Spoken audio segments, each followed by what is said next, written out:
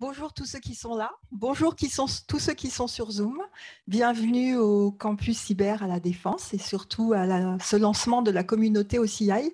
En réalité, vous êtes beaucoup plus nombreux sur Zoom que sur place, mais on est très content de voir ceux qui sont là aujourd'hui pour cette matinée qui va vous permettre à la fois de découvrir un peu mieux l'offre Oracle Cloud Infrastructure que vous connaissez sans doute déjà bien, mais qui va vous être détaillé aujourd'hui par notamment Lionel Dubreuil, et surtout voir deux exemples réussis par des utilisateurs de solutions Oracle qui ont migré leurs applications ou les applications de leurs clients sur OCI.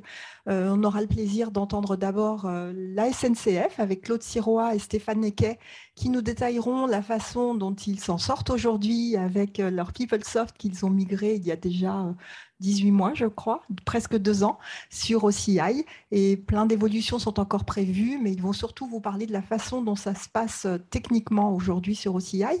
Et puis Strato vous présentera la façon dont ils vont pouvoir utiliser OCI et dont ils utilisent OCI pour aider leurs clients à mieux utiliser leurs propres solutions logicielles. Donc deux exemples vraiment différents qui vous permettront de découvrir de façon intéressante la façon dont est organisé OCI. Je vais passer la parole maintenant à Jacques Orsini, qui est administrateur de l'Association des utilisateurs francophones Oracle, donc l'association qui organise cette matinée avec Oracle, évidemment.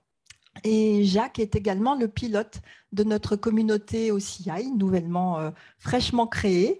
Il va vous présenter en quelques mots le club et puis la communauté, ses objectifs, en espérant que vous aurez envie, pour ceux qui ne sont pas encore membres de l'association, de nous rejoindre cette année. Voilà. Merci Patricia.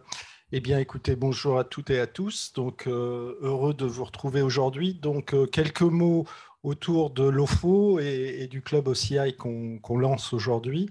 Donc, sur l'OFO, c'est une association loi 1901 qui a pour but de regrouper l'ensemble des utilisateurs de solutions Oracle. Solutions Oracle, donc, qui sont diverses, qui vont de l'utilisation de PeopleSoft. Ah, c'est moi qui dois passer. Ah. Donc, qui utilise donc des solutions Oracle. Donc, c'est une association qui a été créée en 1994 et donc pour lequel le club PeopleSoft, qui était un club indépendant, a rejoint le FO il y a 2 ans. Donc, il y a des communautés qui existent au sein de l'OFO, des groupes de travail qui permettent donc de partager des expériences entre différents acteurs qui viennent de mondes très différents, de l'agroalimentaire, l'assurance, la banque, les télécoms, l'énergie, l'IT. Donc, c'est ça qui est intéressant, c'est de croiser les expériences autour des solutions donc Oracle. Donc, le bénéfice pour les adhérents, c'est classique, c'est partager des bonnes pratiques, exprimer des besoins utilisateurs auprès d'Oracle, qui est à l'écoute effectivement du club, une représentation auprès aussi des instances internationales. Là, vous avez quelques éléments autour des activités qui ont été développées par le club au cours de l'année passée, en ce début d'année, donc qui a été marqué bien évidemment par la Covid. Donc, ce n'était pas simple, mais on a réussi à maintenir durant cette période une activité, puisqu'il y a beaucoup de choses qui se passent en distanciel. Et l'exemple aujourd'hui de ce lancement du club OCI qui se déroule effectivement là aussi en distanciel. Ensuite, sur le club donc OCI, donc ce que l'on souhaite, c'est lancer effectivement une communauté. Aujourd'hui, OCI prend de l'ampleur au sein du monde Oracle. On voit qu'il y a beaucoup d'utilisateurs. C'est une solution nouvelle qui apporte effectivement pas mal d'avantages pour les utilisateurs. Donc, il nous a semblé intéressant de lancer cette communauté qui pourra traiter, et là on est à votre écoute sur les sujets à mettre sur la table, donc comment on migre des applications critiques, c'est quelques exemples, comment développer des applications cloud natives dans OCI, enfin voilà, un certain nombre de thèmes qu'on a listés là, mais bien évidemment que vous pourrez enrichir par vos propositions. Voilà pour ce qui est donc du club OFO, du club OCI, donc on compte sur vous pour participer à cette communauté. Je pense qu'il y a beaucoup de profits à en tirer. Vous allez voir, en ce qui concerne la SNCF, on va vous présenter le cas que nous avons mis en œuvre autour d'OCI. c'est un cas spécifique, mais après, chacun a ses particularités. Mais je pense que là, il y a un certain nombre de bénéfices dont on a tiré effectivement de cette expérience et qu'on voulait partager avec vous. Voilà, donc je passe la parole à Claude et Stéphane. Ah, François, pardon. Pardon, François. Non, pas de problème. Je fais juste, Jacques, tu as dit l'essentiel, il fait passer l'essentiel des messages. Donc moi, je suis en charge des activités cloud technologie chez Oracle France. Bon, c'est toujours émouvant d'assister à une naissance, hein, évidemment, cette nouvelle communauté. Aujourd'hui, OCI, c'est avec les applications SaaS au cœur de la stratégie Oracle. On investit énormément sur ces plateformes. Donc, c'est important à un moment qu'effectivement l'ensemble de nos clients puissent se retrouver autour de ces investissements et autour de des pratiques, des meilleures pratiques de développement sur cette plateforme. On est en plus sur une séquence un peu particulière puisqu'on ouvre notre deuxième data center en France. Hein. Il est opérationnel depuis la fin de ce mois de juin. Enfin, 90% des services sont aujourd'hui opérationnels sur cette plateforme. Donc on est vraiment au cœur aujourd'hui, au travers de CI, de la stratégie d'Oracle. Tout ce que j'évoquais, le PaaS et le SaaS sont aujourd'hui véritablement des points de convergence sur lesquels on s'appuie et sur lesquels on pratique énormément de développement. J'étais au moment de la séquence hier accompagné de quelqu'un qui s'appelle Julien Dolon, ou JD Dolon, qui aujourd'hui pilote à peu près 1000 développeurs sur cette plateforme OCI. Et il est français, il est basé à Toulouse, donc il pilote ces 1000 développeurs au niveau mondial depuis son appartement toulousain. Je le dis, c'est quand même important d'avoir un petit Frenchie au milieu de tout ça. Et ce que j'aimais à dire donc au moment de mon intervention hier pour l'ouverture du data center, c'est cette proximité qu'on a aujourd'hui avec les équipes de développement OCI. Donc, une communauté, c'est important pour partager les meilleures pratiques. C'est aussi important, comme le disait Jacques, pour établir cette jointure avec l'éditeur et pour faire justement évoluer ces plateformes. On a besoin de vos feedbacks, on a besoin de vos retours pour aujourd'hui construire et accélérer les services mis à disposition sur cette plateforme. Voilà, donc je suis ravi de ce démarrage. On a des ambitions évidemment extrêmement fortes. On soutient ce qu'on évoquait dans la presse encore il y a quelques jours, une hypercroissance sur ce marché européen et particulièrement en France. Donc, cette communauté arrive à point nommé. Voilà, je vous laisse maintenant rentrer dans le vif du sujet. Donc, je ne sais pas à qui je passe la parole précisément. À la SNCF. Jacques non, c'est Stéphane et Claude. Bonjour, Stéphane Equet, donc SNCF. C'est moi. Alors, nous allons parler de notre expérience avec beaucoup d'humilité, hein, parce que c'est toujours, on peut dire que c'est super quand c'est fini, mais quand on est dedans, c'est toujours un peu compliqué, mais c'est ça aussi qui fait l'intérêt de CEREX. Donc, la SNCF, si on se remet en 2018, on a 3 inducteurs à ce projet, hein, une obligation réglementaire extrêmement forte, passage de 3 épiques à 5 SA. Vous voyez, c'est déjà d'histoire ancienne pour moi. On a déjà tourné la page et j'oublie. Ce qui est une petite révolution dans notre contexte. Et vous imaginez bien que nous, on est sur un ERP qui couvre pas mal de domaines, financiers, achats, logistique industrielle. Et la logistique industrielle est contributive à ce que nous vendons, c'est-à-dire de la mobilité, puisque ça aide à la réparation des trains, et sans train, bien sûr, il n'y a pas de mobilité. Donc, on est vraiment au cœur de notre système, et il faut qu'on repense à l'aune de cette nécessité réglementaire, comment nous nous organisons sur l'ensemble de ces domaines. On a aussi une stratégie d'entreprise qui est full cloud, donc on doit se mettre dedans et on se dit, ben tiens, finalement, avec ce projet, comment on s'intègre dans cette stratégie. Et puis, on a des contraintes techniques, hein. On a un ERP qui est sous des soubassements techniques vieillissants, voire obsolescents. Donc, l'objectif, c'est de faire de l'ensemble de ces contraintes une opportunité. L'opportunité, ça va être de passer cet ERP qui est la poutre fêtière. Hein. C'est pas moi qui ai mis cette phrase, mais elle est vraiment représentative dans OCI. Donc voilà. Alors moi, j'y étais pas à cette époque-là. Claude y était, et c'est pour ça qu'il va vous parler de la partie technique.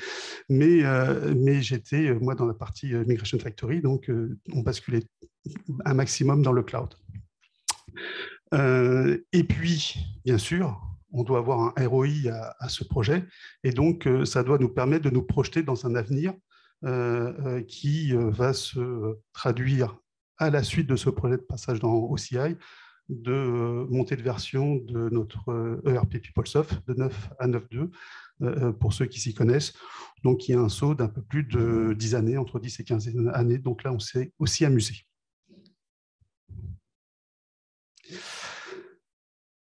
Alors, un projet, ce n'est pas uniquement ses aspects techniques, hein, c'est pas mal de choses, et ça a commencé par des aspects contractuels. Voilà. On oublie souvent d'en parler, mais c'est le prérequis à beaucoup de choses, avec des discussions. Hein. Nous, on est une société un peu particulière dans le paysage, comme d'autres, mais quand même un peu particulière, avec des obligations et des contraintes. Et donc, comment on fait pour contractualiser avec un clouder américain, notamment. Donc ça a été une première étape et qui nous a permis de passer au reste, puisqu'on a trouvé des solutions communes en discutant. Après, on a mis en œuvre un nouveau cloud public. Nous, on en avait 3 à l'époque, hein, c'était AWS, Azure et IBM, et OCI n'était pas dedans. Donc, il a fallu à la fois contractuellement et techniquement l'adresser et le mettre dans notre catalogue, entre guillemets, pour pouvoir l'utiliser, avec tout ce que ça implique, les réseaux, la sécurité, etc. Et puis, forcément, hein, des contraintes fortes, un planning hyper serré, et si on ne réussissait pas, on ne pouvait pas adresser nos contraintes réglementaires. Donc, vous imaginez un petit peu, je pense que le canard enchaîné se serait un peu délecté de la situation. Donc, les solutions, c'était une équipe cœur, hein, qui reposait sur 3 pieds. La SNCF, bien sûr, avec des compétences internes, Oracle et un intégrateur. Voilà. Et bien sûr, à travers Jacques notamment, un sponsor très présent, parce qu'à chaque fois qu'il a fallu, qu'il y avait des écueils, il a fallu trouver des solutions extrêmement rapidement, à l'image du projet.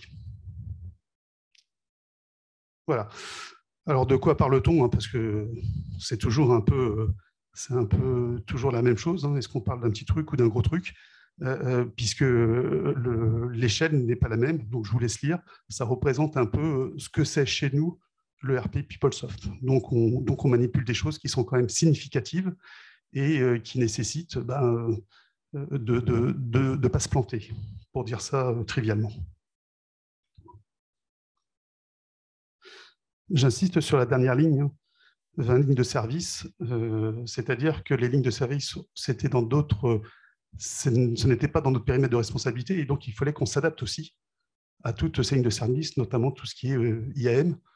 On ne pouvait pas ne pas embarquer ces notions. Donc, en plus de la complexité naturelle, on embarquait aussi une complexité de notre écosystème.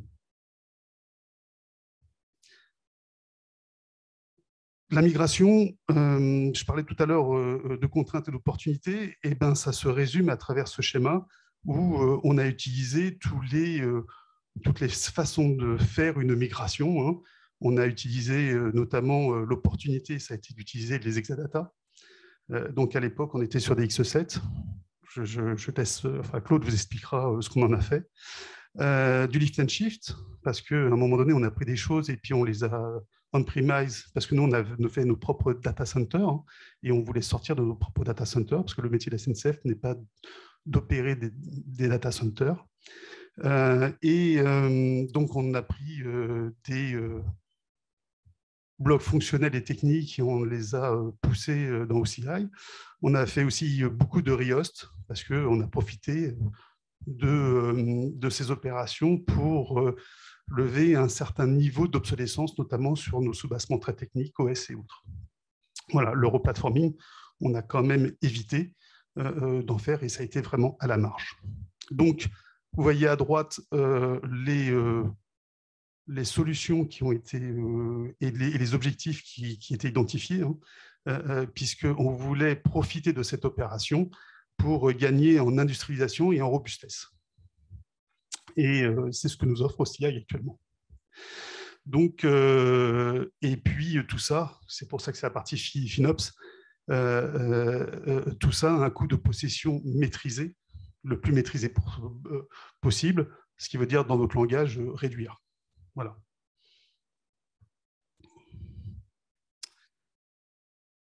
Alors on a été à l'échéance, enfin, il n'y a pas eu d'article dans le Canard enchaîné, donc on a réussi notre objectif. Hein, on a basculé en 5 SA au 1er janvier.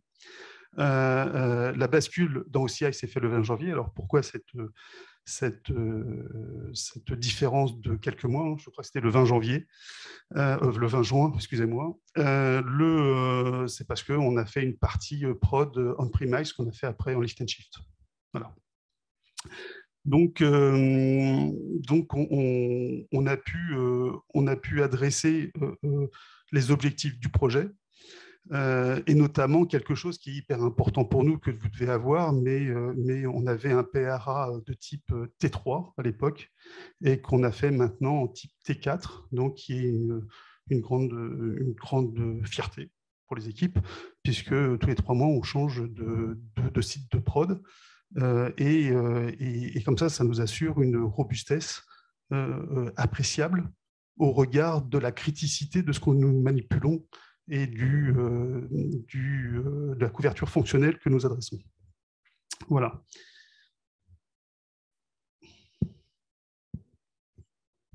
Je vais prendre la suite sur les aspects un peu plus techniques, même si Stéphane a déjà évoqué une partie de ce qu'on a réussi à faire suite à la migration dans le cloud. Donc, l'objectif était bien de gagner en souplesse et en flexibilité. Sur un data center classique, lorsqu'on investissait dans du matériel, on les gardait au moins 5 ans. Sur les objectifs dans le cloud, c'est de pouvoir être beaucoup plus souple, plus flexible et suivre les évolutions du marché. Donc effectivement, 1 an après la migration dans le cloud, nous avons changé de génération de serveurs Exadata. Nous étions sur du X7, nous sommes passés sur la génération 8.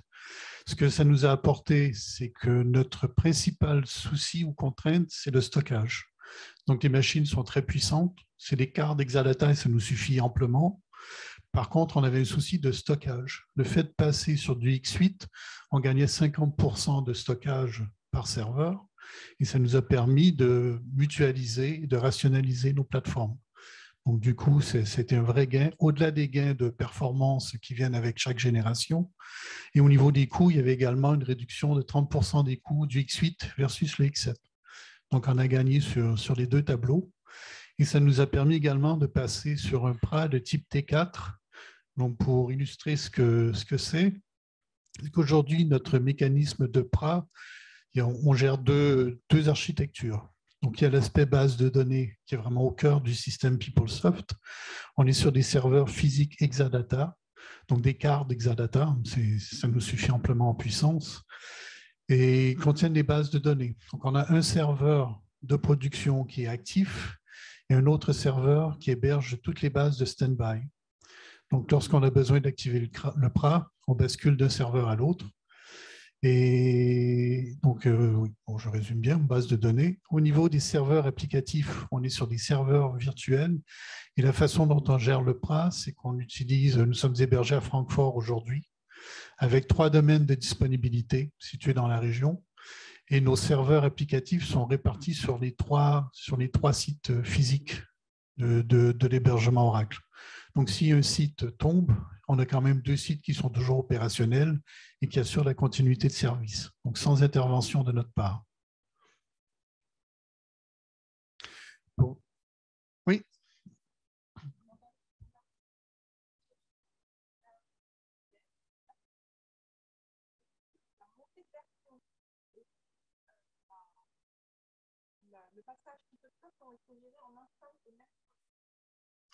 Deux projets. On a fait un projet pour la migration cloud. On a basculé en 2020 et la migration PeopleSoft s'est terminée en mars 2022. Je dis c'est terminé en temps de bascule opérationnelle en production Après, c'est le début d'une nouvelle vie sur la 9.2 où on veut vraiment gérer l'obsolescence de manière proactive et appliquer les images sur un rythme régulier. Donc, c'est le début d'une autre aventure. Et tout ça hébergé sur OCI, 100% de nos environnements sont maintenant migrés. Donc pour revenir un peu sur la stratégie de PRA T3 versus T4, un PRA T3, c'est le PRA classique. C'est la galette dans le coffre de la voiture. Si on a un souci, on la met en place le temps de résoudre le problème. Donc effectivement, en cas d'incident, une corruption sur une base de données, on bascule cette base sur le site de secours et on croise les doigts de trouver la solution sur le site original et d'y revenir sans difficulté. Donc, on faisait des tests tous les ans, c'est assez classique. Par contre, c'est des tests assez limités. On ne bascule pas réellement la production. C'est vraiment pour s'assurer qu'en cas de nécessité extrême, on pourra y aller. Le fait de passer en T4, on ne parle plus de PRA en termes, on est vraiment sur 2 sites de production. Oracle nous impose d'appliquer des patchs sur un rythme trimestriel sur les serveurs Exadata. Et ce qu'on souhaite, c'est limiter l'impact sur la production. Donc, on a un site actif, un site dormant. On patch le site dormant, on y bascule. Ensuite, on patch le site original. Et à tous les trimestres, on fait des allers-retours. Donc, le jour, on espère que non, on croise les doigts, mais si jamais on a un souci important et qu'on doit basculer sur le site secondaire, il n'y a pas de souci. L'opération est maîtrisée. On a déjà fait 4 fois cette opération, puisqu'on le fait tous les trimestres depuis 1 an. Donc, on sait qu'on peut faire des allers-retours, que le site est opérationnel, il n'y a pas de souci de connexion, de compatibilité logicielle. Donc, c'est vraiment un gain très important pour nous, pour sécuriser nos plateformes. Schéma très, très simple. Je vais passer entre une situation courante versus la bascule. Ça se passe très vite. Il y a très peu de choses qui bougent. C'est schématisé de manière très simple. Donc, forcément, il y a beaucoup de travail derrière. Mais concrètement, c'est ce qu'on présente à nos métiers. Dans une bascule de site de production, ça se résume à ça. Tous les serveurs, tous les utilisateurs, l'opération est transparente pour eux. C'est au niveau des alias DNS. Plutôt que de pointer sur le site 1, on pointe sur le site 2 et la réplication base active, base stand-by est inversée. Donc, c'est des opérations qu'on fait en moins de 4 heures. Donc, on s'est volontairement inséré dans nos créneaux de maintenance applicative. Donc, tous les mois, on a une interruption de service de 4 heures et on s'est dit, on s'assure de le faire dans ce créneau-là. Donc, aujourd'hui, on le fait entre 2 ou 3 heures. On continue à automatiser. Et c'est l'ensemble de nos bases de données. On a environ une dizaine ou une douzaine de bases de données en production qui basculent simultanément d'un site de production à l'autre. Les perspectives. Donc, on parlait de l'ouverture des data centers Marseille depuis novembre et Paris maintenant. Donc, au niveau on souhaite rapatrier nos données en France, qui sont aujourd'hui hébergées en Allemagne. Donc, ça fait partie des projets pour fin 2022, début 2023, en commençant par nos environnements hors production et ensuite la production. Donc, pour nous, on ne voit pas de difficulté à faire cette opération, puisqu'à tous les trimestres, déjà, on bascule dans 2 sites de production. Donc, on va mettre en place l'infrastructure, les connexions, et à partir du moment où c'est fait, on profitera d'une de ces bascules pour passer d'un pays à l'autre. Et au niveau des exadata, je mentionnais tout à l'heure, déjà, nous sommes passés d'une génération 7 à la génération 8. La génération 9 est sortie. Et pour un peu les mêmes raisons, on prévoit basculer d'ici la fin de l'année ou début de l'année prochaine pour gagner en capacité machine. Ce n'est pas notre vrai souci aujourd'hui, mais les machines sont 2 fois plus puissantes, 2 fois plus de mémoire. Et surtout, le M, donc la mémoire extensible. Donc aujourd'hui, on est toujours limité avec ce souci de stockage. Un Exadata X8 classique, aujourd'hui, héberge environ 105 Tera de données. Avec le X9M, on peut doubler la capacité, ce qui nous permettra de réduire nos exadata, de rationaliser. Aujourd'hui, nous en avons 5, on pourra passer à 4 ou 3 en mutualisant les environnements. Donc 2 productions pour avoir nos 2 sites sécures. Et sur le hors production, aujourd'hui, nous avons 3 machines, développement, qualification, recette et pré-production. Donc, on regardera pour rationaliser tout ça. Faire des économies sans que ça ait d'impact sur le service rendu, ce qui est très important. Oui. Effectivement, c'est bien la promesse du cloud. Oui.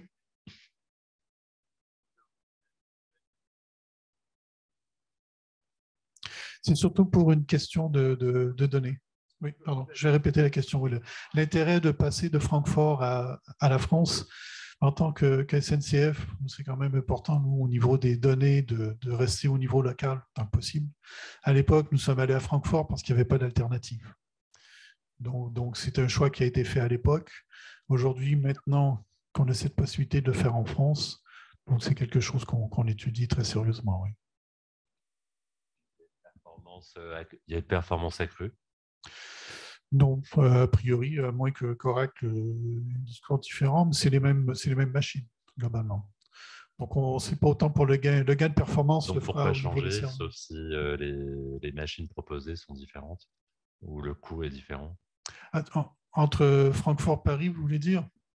C'est vraiment pour rapatrier les données à l'intérieur du pays. C'est historiquement, point de vue SNCF, c'est un positionnement qu'on privilégie. Après, le gain de performance viendra par le changement de génération. Donc, on en profitera effectivement pour passer sur les serveurs X9. Sur les serveurs applicatifs, il y a des notions de flex, ça évolue également constamment. Donc, on se dit au prochain saut, aussi bien en profiter pour rapatrier tout ce qu'on a en France. Tu veux compléter, Stéphane? Voilà. Une autre question? Oui. J'arrive. Merci. Donc, passionnant, effectivement. On a parlé de Cloud First Stratégie à la SNCF.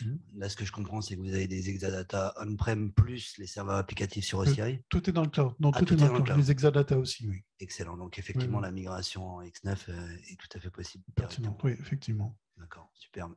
Merci. De rien. D'autres questions? Bonjour.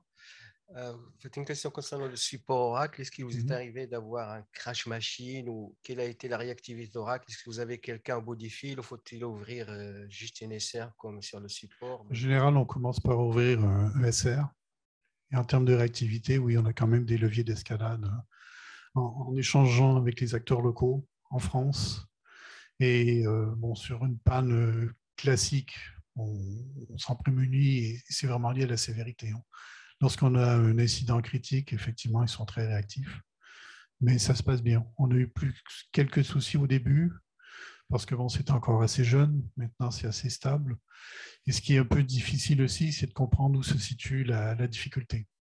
Entre notre partie interne, je disais, le Cloud Oracle est vu comme une extension de notre réseau. Donc, il faut déjà voir si le souci est de notre côté ou du côté Oracle.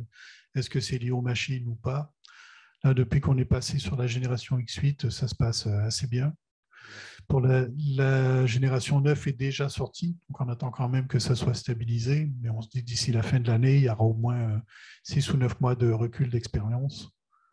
Donc on sera assez confiant et on ira quand même par étapes en commençant par leur production.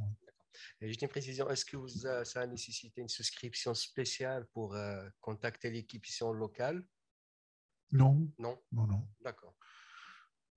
Parfait, merci. La vraie difficulté pour les crashs de prod, c'est que quand on met la sévérité haute, c'est de suivre le rythme d'Oracle. C'est d'être en capacité d'être nous en 24/24 pour répondre aux sollicitations. C'est ça aussi. Parce que quand on explique à nos métiers qu'il y a un problème et qu'il va falloir faire des tests ou qu'il va falloir, et qu'on peut, parce que Oracle fait du follow the sun à ce moment-là, nous, il faut qu'on soit en face et qu'on réponde aux sollicitations. Voilà. Donc, c'est quelque chose. C'est pour ça qu'à chaque fois qu'on ouvre un case Oracle, on se pose la question, est-ce que nous sommes en capacité qu'est-ce qu'on est en capacité de faire? Et ça induit aussi le niveau de sévérité. Alors, bien sûr, quand il y a un crash et on est tous sur le pont, on ne dort pas. Mais on a eu la chance de ne pas avoir ce cas de figure. Et une question dans l'oreillette par Zoom. Est-ce que vous avez du fast connect entre les deux sites? La réponse à ma gauche est oui.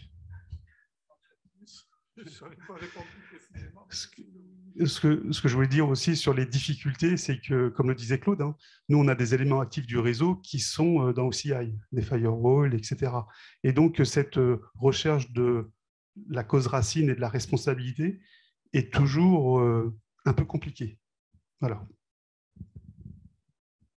Oui, bonjour. Moi, j'ai une question sur l'esprit un peu communautaire. Donc là, on est sur une communauté un peu ouverte. Est-ce qu'au sein de la SNCF, il s'est créé une communauté aussi également d'experts, de gens qui se sont formés, qui se sont traînés? Voilà. Comment est arrivée la technologie au sein de l'entreprise et comment est-ce qu'elle évolue en termes de connaissances?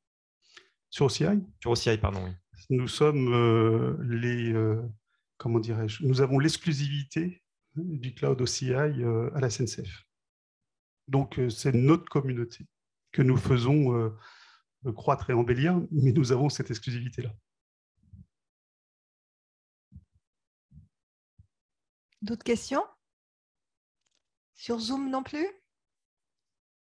Non. Merci beaucoup. Merci. À vous deux. Bonne journée. Merci Claude, merci Stéphane. Donc, nous accueillons maintenant Simon Chauvet, directeur technique chez Strato, qui va nous parler des bénéfices OCI pour les clients de la société Strato. Bien, bonjour à tous. Alors moi, je vais vous faire un retour d'expérience plus sur le montage d'un environnement. Aujourd'hui, on n'a pas de clients en production sur Oracle, mais voilà, on a monté une plateforme et c'est ce retour d'expérience que je voulais vous faire. Rapidement, je vais vous présenter Strato. Donc, Strato, qu'est-ce que c'est? Donc, Strato, c'est une application en SaaS qui fait de l'hébergement d'archives. Et donc, on est certifié NF 461. C'est une norme d'archivage légal à valeur probante. Et à partir de là, l'idée, c'est de récupérer l'intégralité des documents de nos clients, de les archiver sur nos plateformes et de les garder le plus longtemps possible à travers Strato. Donc, cette norme, comme je viens de le dire, c'est une norme de tiers archiveur, c'est-à-dire qu'on a la capacité de récupérer l'intégralité d'une typologie documentaire de nos clients pour archiver et garantir le fait que ces documents seront non altérés. Et pour tout ça, donc, on a le besoin de monter une plateforme en SaaS. Cette plateforme, forcément, a une complexité un petit peu élevée, notamment sur les réseaux et sur les montages de serveurs.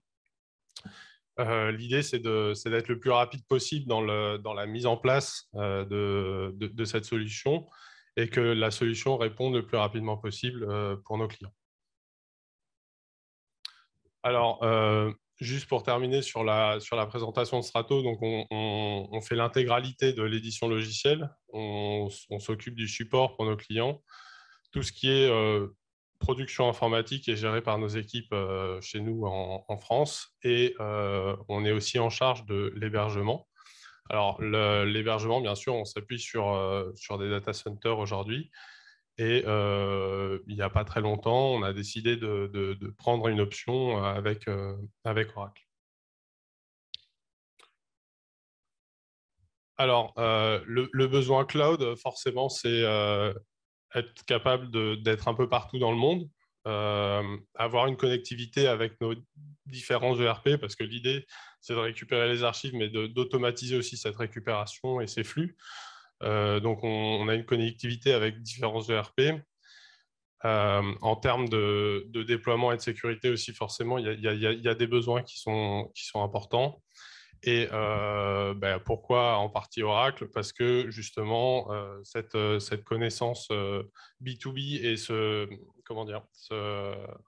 rapport qu'on a eu dès la phase de vente, dès la phase de recherche, a été assez important. Ils nous ont apporté des réponses et des solutions techniques intéressantes. Alors, on en vient un petit peu au cœur du sujet. Pourquoi on a décidé de partir avec OCI? Dans un premier temps, ça a été l'accompagnement. Effectivement, quand on a décidé de monter nos plateformes, les équipes OCI ont été très à l'écoute, contrairement à d'autres expériences avec d'autres data centers. Ils ont vraiment écouté notre besoin dans un premier temps. Et l'idée, après, ça a été de retranscrire notre besoin en fonction des possibilités que mettait à disposition OCI. Donc ça a été quelque chose de très apprécié chez nous.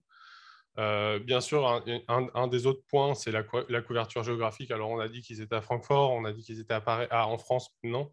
Mais en réalité, ils sont un petit peu partout dans le monde et la possibilité de choisir son data center un petit peu partout dans le monde, pour nous, est un avantage pour des raisons… alors, tout à l'heure, on disait que les documents devaient revenir en France pour des raisons politiques. Mais en fait, sur les archives, c'est un peu vrai partout. C'est-à-dire que si on va avoir une entreprise anglaise ou une entreprise allemande, etc., ils vont préférer quand même que leurs documents soient sur le territoire. Et le fait que OCI propose des data centers un petit peu partout dans le monde faisait partie d'une des raisons pour laquelle on a décidé de partir avec OCI.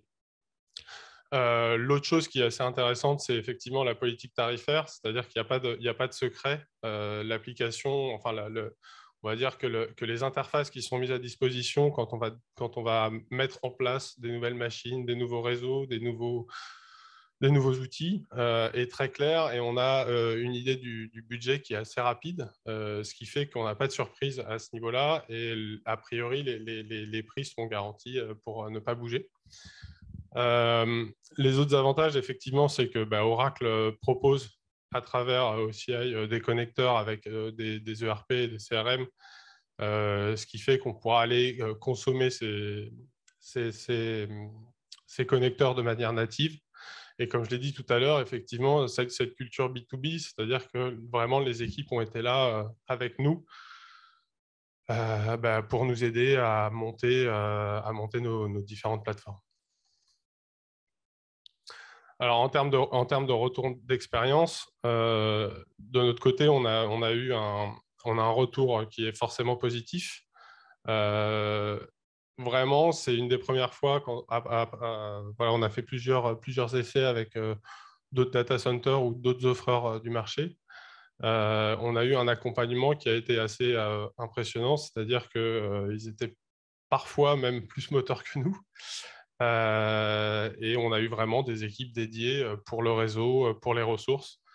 Et vraiment, ils nous ont donné les bons interlocuteurs à chaque fois pour pouvoir déployer notre solution en fonction des besoins, encore une fois, qu'on avait. On a eu aussi forcément des conseils autour de nos architectures par rapport à ce qu'on avait mentionné dans le cahier des charges. Et voilà.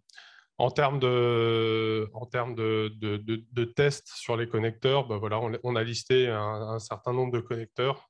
On est encore en cours de test, donc là-dessus, je n'ai pas vraiment de retour à faire. Mais en tout cas, ça fait partie des choix de pourquoi on est parti avec Oracle. Alors, effectivement, on a trouvé ça assez simple. Enfin, les équipes d'exploitation chez nous ont trouvé ça assez simple de monter toute la plateforme et toute l'architecture. On n'a pas des montagnes de doc, alors comme c'est dit ici. Par contre, on a de la doc qui est très utile. Alors, je ne sais pas si vous avez déjà eu l'occasion de rentrer sur les interfaces Oracle, mais c'est vrai qu'on est quand même très bien guidé. Et les explications et les documents et la documentation qui est là est vraiment ciblée par rapport à ce qu'on est en train de faire, et c'est plutôt appréciable. Je reviens beaucoup sur ce parce que c'est ce qui nous a marqué sur cette équipe qui nous a suivis en termes d'architecture pour nous aider à comprendre certains mécanismes qui sont un petit peu différents en fonction des data centers qu'on adresse, et ils nous ont vraiment accompagnés jusqu'au bout. Donc aujourd'hui, on a une plateforme qui est opérationnelle. On a monté l'intégralité en fonction de ce qu'on avait besoin. Donc forcément, il y a eu des petits changements, des petites adaptations, mais ils ont été tout le temps justifiés par les équipes Oracle, voilà. Notamment en termes d'architecture et en termes de réseau, pour que les machines puissent se parler entre elles.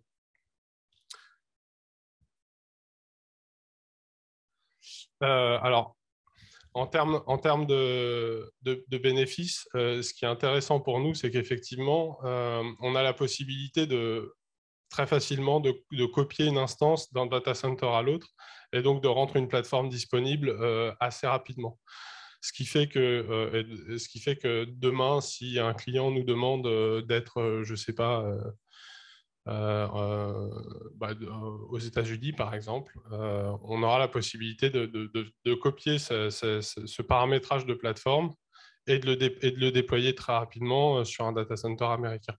C'est une des raisons voilà, qui nous a poussé à aller chez Oracle. Ce n'est pas forcément des offres qui sont standards chez d'autres data centers. Et l'intérêt de tout ça, c'est vraiment, je reviens sur cette interface qui permet vraiment de régler l'intégralité des besoins. C'est-à-dire qu'on veut augmenter la capacité d'une machine, on veut augmenter la taille d'un disque. On va avoir la possibilité de le faire à travers cette interface qui, encore une fois, sont, à mon sens, très intuitives. Et c'est des possibilités qui ne sont pas offertes par tout le monde. Parfois, il faut ouvrir des tickets au support pour augmenter, je sais pas, mettre de la RAM supplémentaire, etc. Et là, on est complètement autonome. Ce qui nous plaît, nous, chez Strato, assez fortement, de pouvoir vraiment adapter nos différentes machines en fonction du besoin qui peut évoluer au fur et à mesure du temps. Voilà, alors ça a été un petit peu rapide. Si vous avez des questions concernant notre retour d'expérience, je veux bien y répondre. Voilà, je vous remercie de votre attention. Oui. J'arrive, on ne t'entend pas. Pour un client qui est déjà sur OCI, est-ce qu'il y a un intérêt à utiliser votre solution d'archivage en termes de coût? Pour un client qui est déjà sur OCI, Alors, il faut savoir qu'une solution d'archivage, c'est une solution qui doit être normée. Donc, nous, c'est NF 461, donc elle est certifiante. La certification est à la fois fonctionnelle et technique. C'est-à-dire que pour avoir cette certification, l'auditeur vient visiter aussi le data center. Et en fait, c'est le package complet qui fait qu'on est certifié NF 461. C'est avec aussi l'audit. Alors, on n'audite pas le data center, mais on audite que nos machines sont bien hébergées par le data center dans des conditions de sécurité, d'incendie, etc. D'autres questions? D'autres questions? Je crois qu'il n'y a pas de questions non plus sur Zoom. Je vérifie. Non, pas de questions. Merci à vous. Merci beaucoup.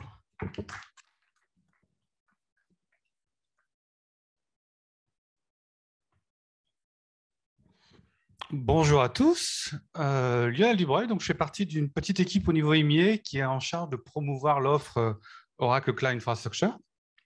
Donc aujourd'hui, je vous présente un petit peu un aperçu de l'offre OCI et de la stratégie et des nouveautés qui arrivent, puisque je pense que la CNF l'a dit aussi, à l'époque, on avait quelques services, mais en quelques années, on a aujourd'hui plus de 90 services, on a beaucoup d'évolutions, beaucoup d'innovations, donc je vais aborder tout ça dans la petite demi-heure qui vient.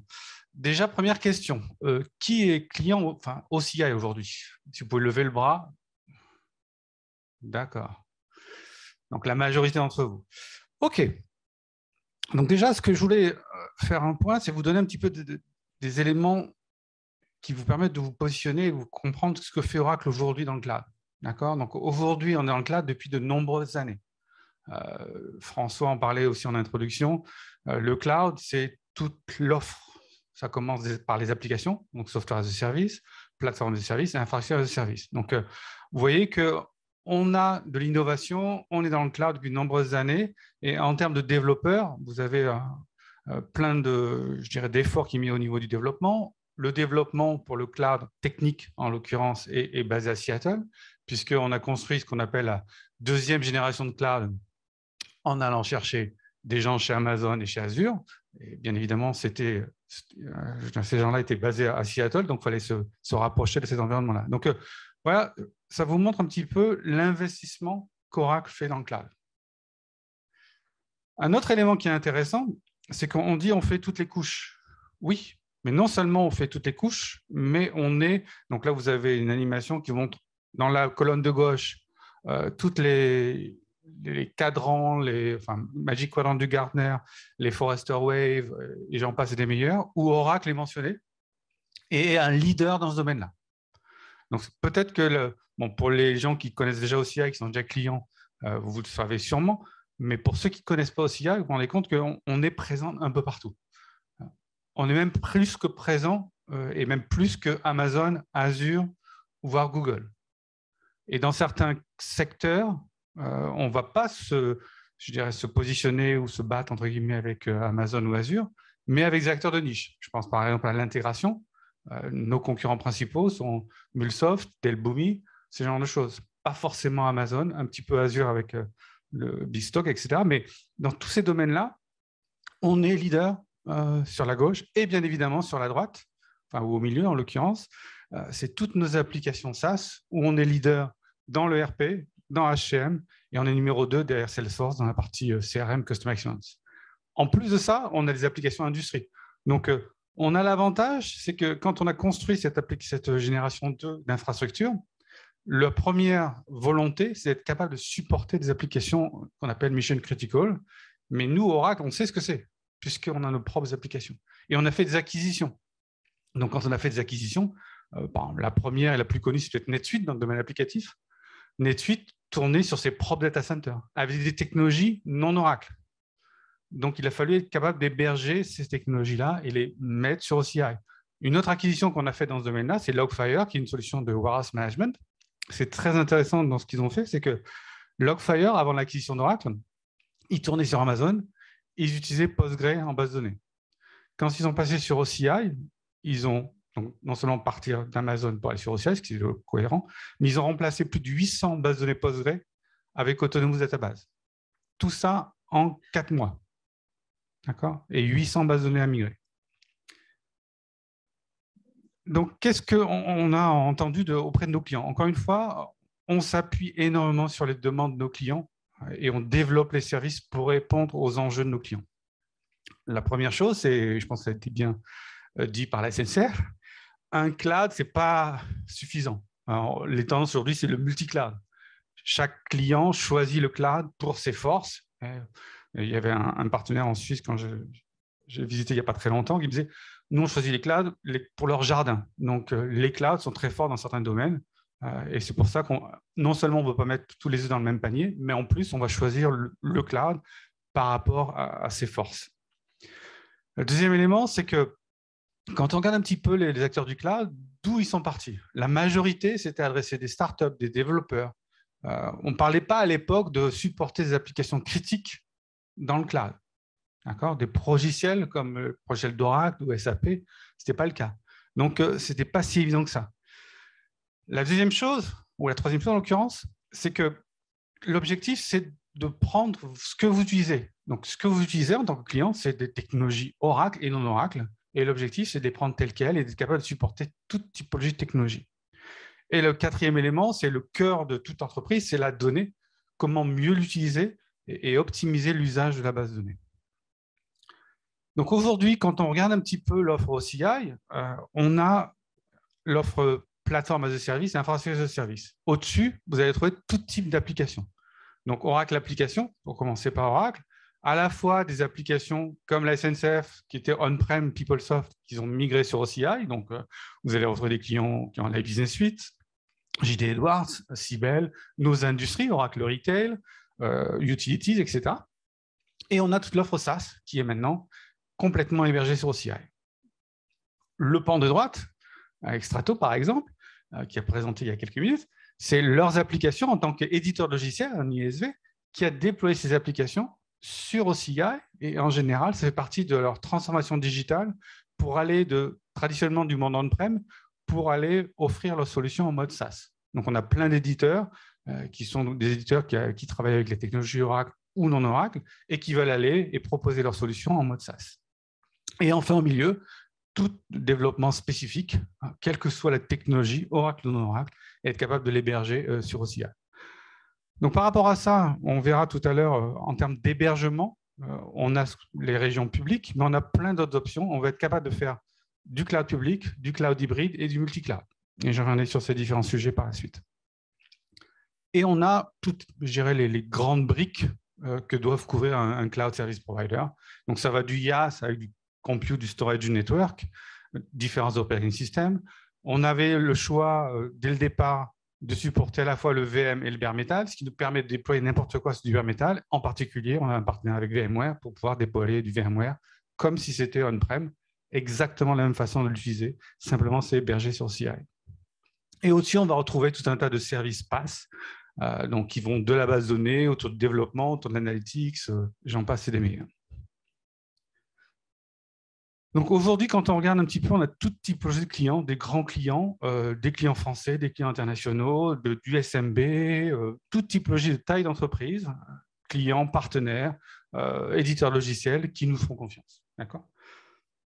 À travers toutes les industries. Pardon. Oui, vas-y, Patricia. Voilà, parce que tu as démarré sur des chapeaux de roue. Et en fait, on avait prévu une pause. Ah, donc, pardon. je vous propose de faire la pause maintenant, avant de découvrir pourquoi vous avez plein de bonnes raisons de choisir OCI. Voilà. Moi, j'ai vu le slide, je suis venu. À fond, Lionel, toujours à fond. Donc voilà. Donc, on va faire une pause. Voilà, une petite pause, comme ça vous pouvez voir vos mails. Et je vais pouvoir discuter avec vous, il n'y a aucun souci. Donc c'est là-bas, ça se passe ? Oui, absolument. Bon, on va reprendre. Donc je suis revenu en arrière parce que je me suis dit, en discutant aussi à la pause, avec les gens de la SNCF aussi, il y a des éléments importants qu'on n'a pas dit sur la SNCF. Alors, premier élément, c'est qu'il y avait des questions sur Fast Connect tout à l'heure. Donc la SNCF, vous l'avez dit, utilise Amazon, Azure et autres. Donc l'interconnexion se fait via Intercloud par rapport aux gens qui posent la question sur Fast Connect, etc. Donc Fast Connect est utilisé pour connecter à OCI et Intercloud pour connecter les clouds entre eux.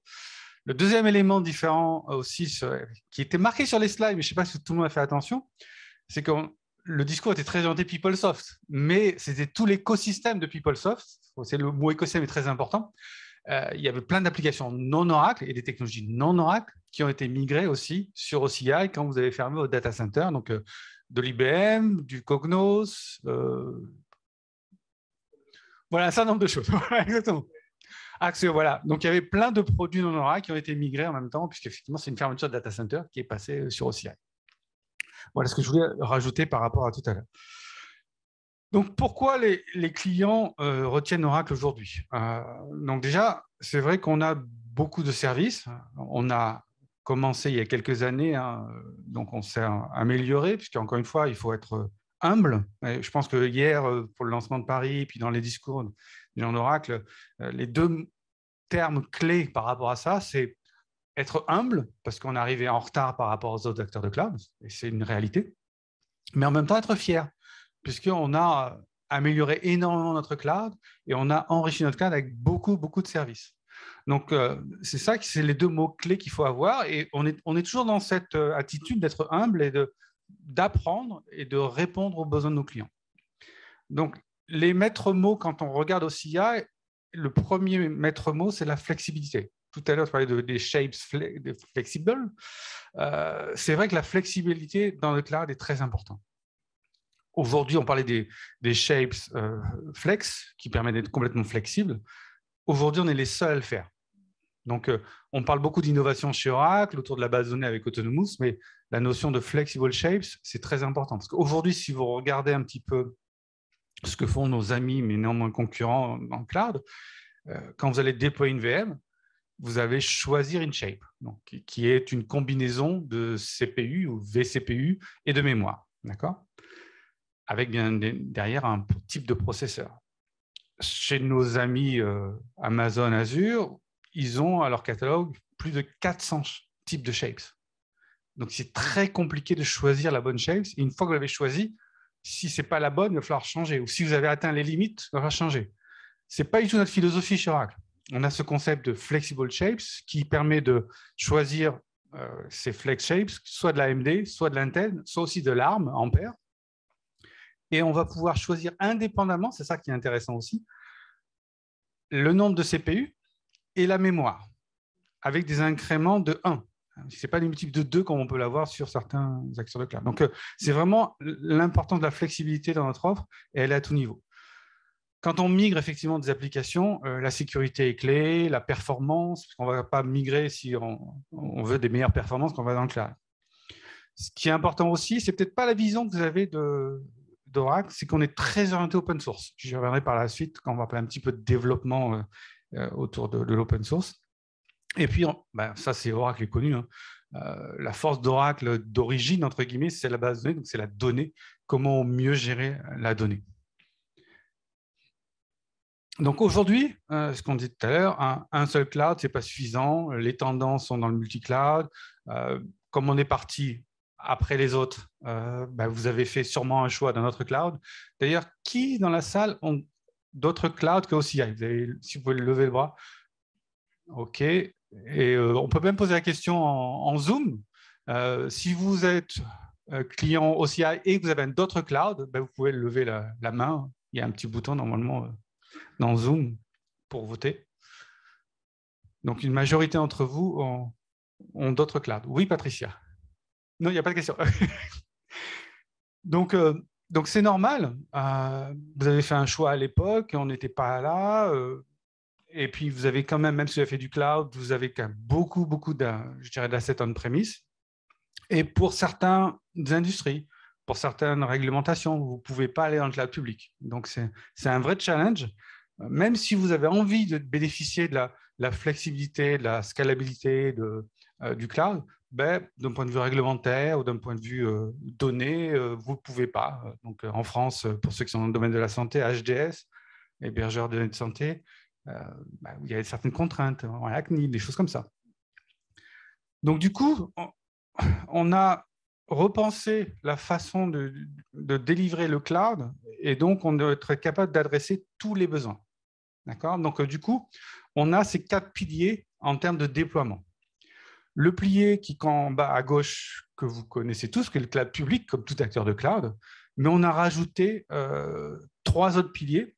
Le multi-cloud, puisque d'origine, on est multi-cloud. On reviendrait tout à l'heure sur le partenariat avec Azure, VMware ou même d'autres. Hybrid cloud, donc à la fois du cloud privé, cloud public, et cloud souverain. Et je vais vous en parler dans quelques minutes. Alors, le multi-cloud. Je vais commencer par le multi-cloud, donc par public cloud d'ailleurs. Aujourd'hui, on a 38 régions, donc on l'a déjà dit plusieurs fois. En France, on a 2 régions, Marseille et Paris. On a d'autres régions de par le monde.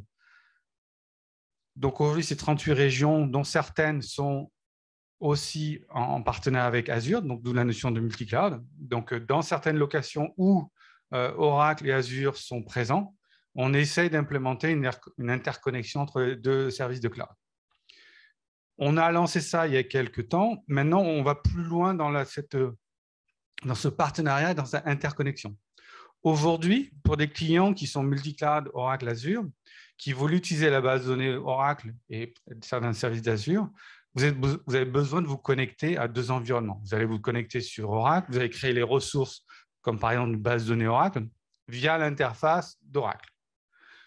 Vous allez faire la même chose côté Azure. Si vous avez par exemple instancié un environnement Power BI qui va se connecter à une base de données Autonomous, Data Warehouse par exemple, vous allez avoir création de la base de données Autonomous Data Warehouse sur OCI, création de l'environnement Power BI sur Azure et connecter bien évidemment les 2. Aujourd'hui, on va plus loin dans le sens où on va pouvoir permettre, parce que comme les clients Azure ont commencé avant nous, vous allez pouvoir créer toutes les ressources nécessaires OCI à travers la console d'Azure. D'accord? Donc, vous pourrez créer, dans l'exemple que je viens de citer, une base de données Autonomous Data Warehouse à travers la console d'Azure et les API, bien évidemment, d'Azure. Ça sera de manière complètement transparente pour l'utilisateur, donc ça va faciliter la vie, je dirais, des gens qui maîtrisaient Azure et qui ne voulaient pas aller se connecter sur une autre plateforme pour créer la base de données.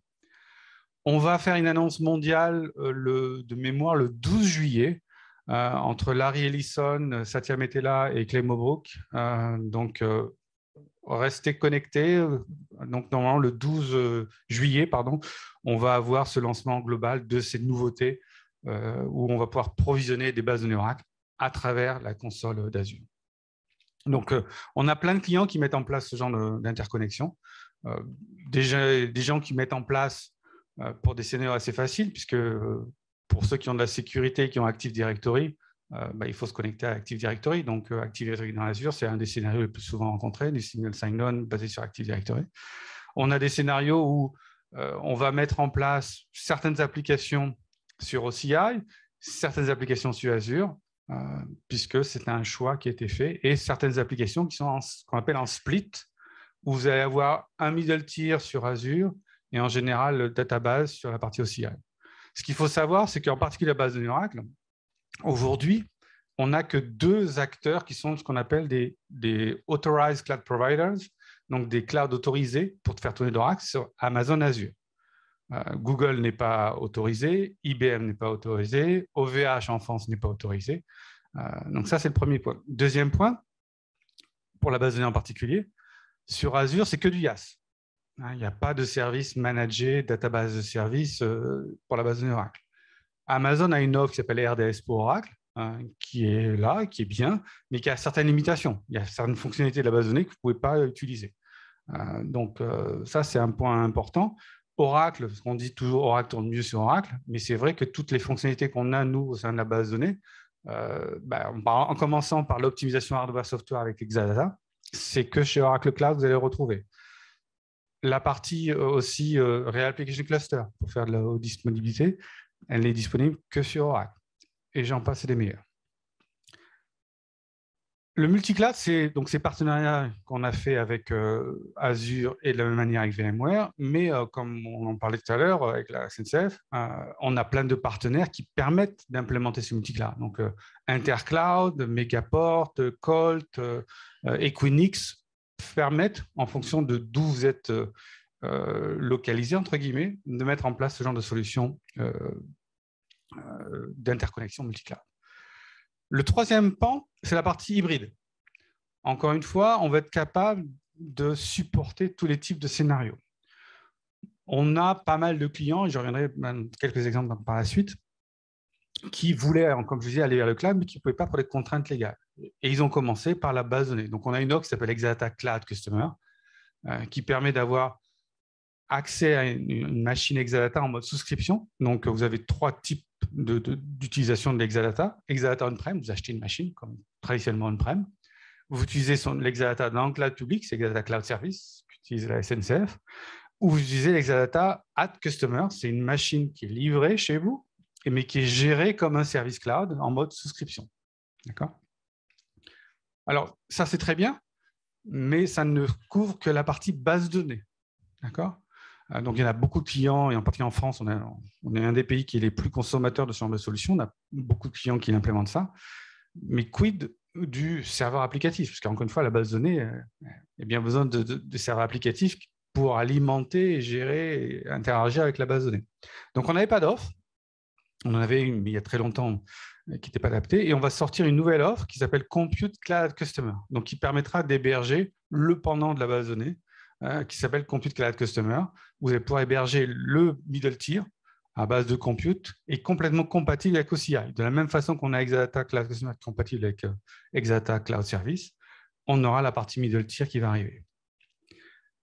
On a aussi, et ça c'est assez innovant, c'est que Exadata Cloud Customer, et maintenant avec Compute Cloud Customer, ne couvrait qu'une partie des services. Mais si un client veut bénéficier de l'ensemble des services, comment il fait? C'est pour ça qu'on a sorti il y a 2 ans maintenant une offre qui s'appelle Dedicated Region. Donc, c'est ce qu'on va faire. On va déployer l'ensemble des services OCI qui sont disponibles dans une région publique dans une région privée, donc chez le client ou chez le partenaire. Donc, on a déjà des clients qui ont implémenté ça. En France, on a des dossiers, mais on n'a pas encore signé de clients. Mais je reviendrai sur quelques exemples par la suite. Et enfin, le cloud souverain. Donc, on travaille sur le cloud souverain. Donc, on a même, je vous ai mis un lien, vous aurez les slides après, qui vous donne un peu d'informations. La première chose qu'on va faire, c'est qu'on va avoir un cloud souverain européen. Alors, le mot européen et souverain, les 2 mots sont importants. La première chose, c'est qu'on a créé une structure Oracle Europe, indépendamment d'Oracle Corp. D'accord ?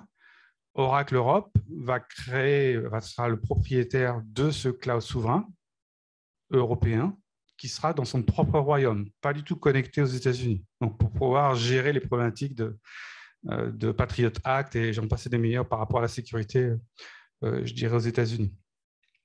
La deuxième chose, c'est qu'on parle de européens. Donc, ce cloud sera uniquement géré par des citoyens européens. Donc, ça, c'est important. Donc, on va avoir ce cloud souverain. Donc, il va y avoir des annonces qui vont être faites dans ce domaine-là. Vous avez ce lien-là qui donne un peu plus d'informations. Donc, on peut supporter donc, tous ces différents modèles de déploiement. Donc, cloud public, multi-cloud, hybride cloud et cloud souverain. D'accord. Oui. Oui. Tout à fait, oui. Alors, c'est une bonne remarque, parce que c'est vrai que j'ai oublié de préciser dans le public cloud, on a des régions traditionnelles et des régions gouvernementales. En IMIA, on n'en a qu'une qui est GovCloud en UK. Là, le cloud souverain va s'ouvrir à toute typologie de clients, mais qui ont des problèmes de souveraineté de données très fortes au niveau de l'Union européenne. Mais par contre, ce sera les mêmes services. En termes de prix, non, alors, bonne remarque. C'est vrai qu'on n'en parle pas ça. Un des éléments différenciants de notre offre, c'est que le prix est le même, quel que soit l'endroit où on le déploie. Donc, vous choisissez aujourd'hui de déployer sur Francfort, comme la SNCF, et qui va rapatrier après sur Paris, voire Marseille, c'est le même prix. Les services sont les mêmes. La seule chose qui effectivement change un petit peu, c'est que quand on lance une nouvelle région, comme Paris qu'on a lancé ce mois-ci, vous avez 80% des services qui sont là, les 20% arrivent un peu après. Mais au final, à un instant T, tous les services sont déployables partout avec le même prix. Et ça, c'est important.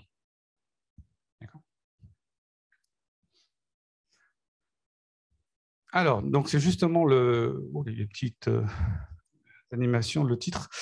Donc, vous voyez un petit peu où on est présent. Donc, on est présent un peu partout. Donc, le dernier en date, effectivement, c'est Paris. On a 38 régions, 6 qui sont planifiées. La prochaine, pour nous, c'est l'Espagne, à Madrid, où on va déployer dans les 2 mois qui viennent la nouvelle région. Donc, vous voyez, on est présent un peu partout. Alors, souvent, on pose la question, quid de la Chine, pour ceux qui sont dans le domaine du retail. Donc, c'était prévu à une époque. On n'a rien de prévu aujourd'hui pour des problématiques politique entre les États-Unis et la Chine, etc. Donc, on n'a rien de prévu. Par contre, effectivement, il faut utiliser ce qui est autour pour ces clients qui veulent héberger des données proches de la Chine. Mais sinon, on est très bien lotis, parce que c'est vrai que, comme disait François ce matin, pour la France, on est le premier pays à avoir 2 régions, Paris et Marseille. À l'origine, c'est vrai qu'on parlait de Francfort. Francfort, c'est la première région qu'on a déployé en Europe, suivi de Londres, maintenant parce qu'il fait partie de l'Europe, où il y a le concept de Free Availability Zone, Availability Domain. Je parle Amazon, ça plus ça. Donc, 3 Availability Domain, donc c'est 3 data centers séparés, et à l'intérieur d'un data center, il y a aussi le concept de Fault Domain. Donc, à l'intérieur d'un data center ou une région, on a 3 Fault Domains qui permettent d'isoler complètement les machines, qui sont complètement indépendants les unes des autres, et isolés électriquement, etc. Donc, ça renchérit, je dirais, la sécurité et la haute disponibilité. Donc, quand vous déployez votre application, comme l'a fait la SNCF à travers 3 petits domaines, vous pouvez aussi même une granularité plus fine, c'est que vous pouvez dire, OK, je déploie par exemple les serveurs d'application sur différents fault domains à l'intérieur du même validity domain. Azure le fait, Amazon n'a pas ce genre de concept, par exemple. Donc, encore un élément différenciant de notre offre. Donc, voilà, donc on a une roadmap très agressive par rapport à ça. On travaille aussi avec certains acteurs pour aller dans des pays en voie de développement, comme l'Afrique, par exemple. On va annoncer un certain nombre de serveurs et de data centers qui vont arriver. Donc, le seul c'est Johannesburg.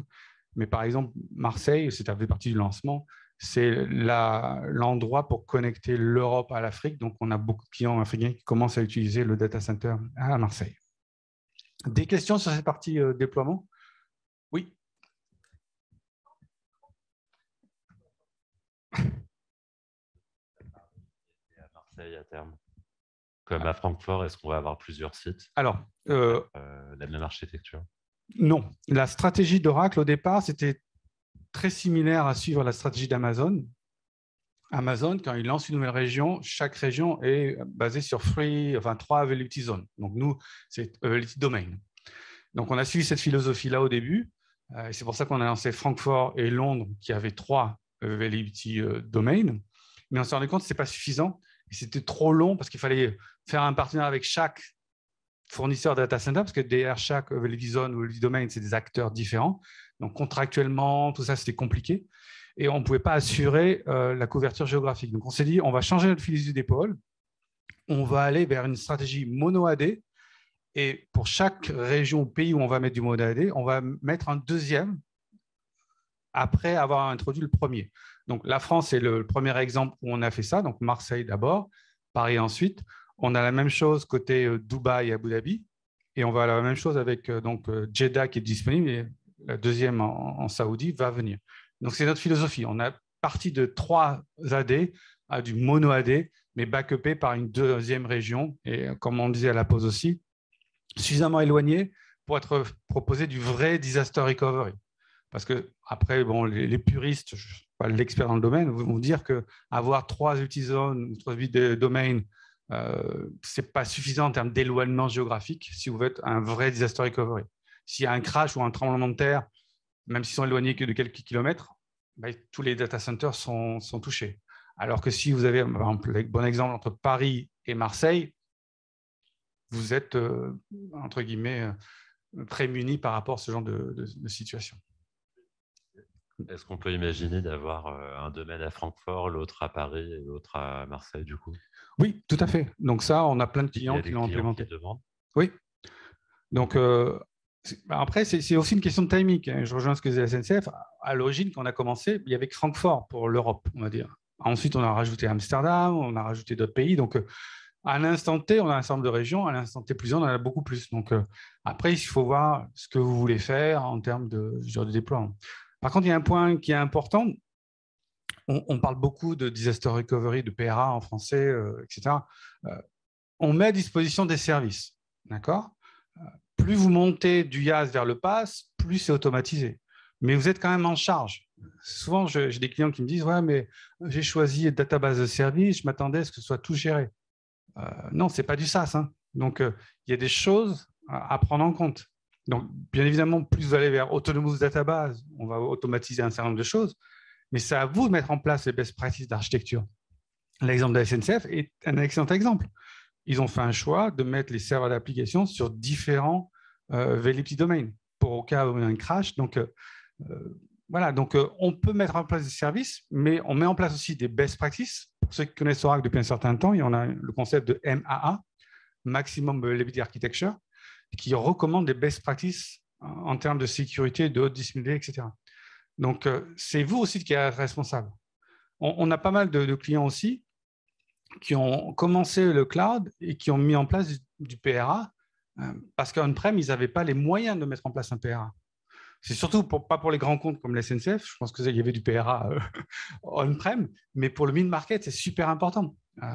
Tout le monde ne peut pas se permettre ou s'offrir un PRA digne de ce nom quand on n'a pas les moyens. Avec le cloud, c'est beaucoup plus simple à mettre en œuvre et puis surtout, vous payez ce que vous consommez. Donc, c'est vraiment très intéressant par rapport à ça.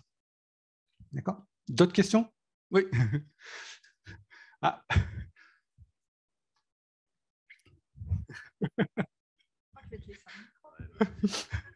Est-ce que les nouveaux data centers sont plus green?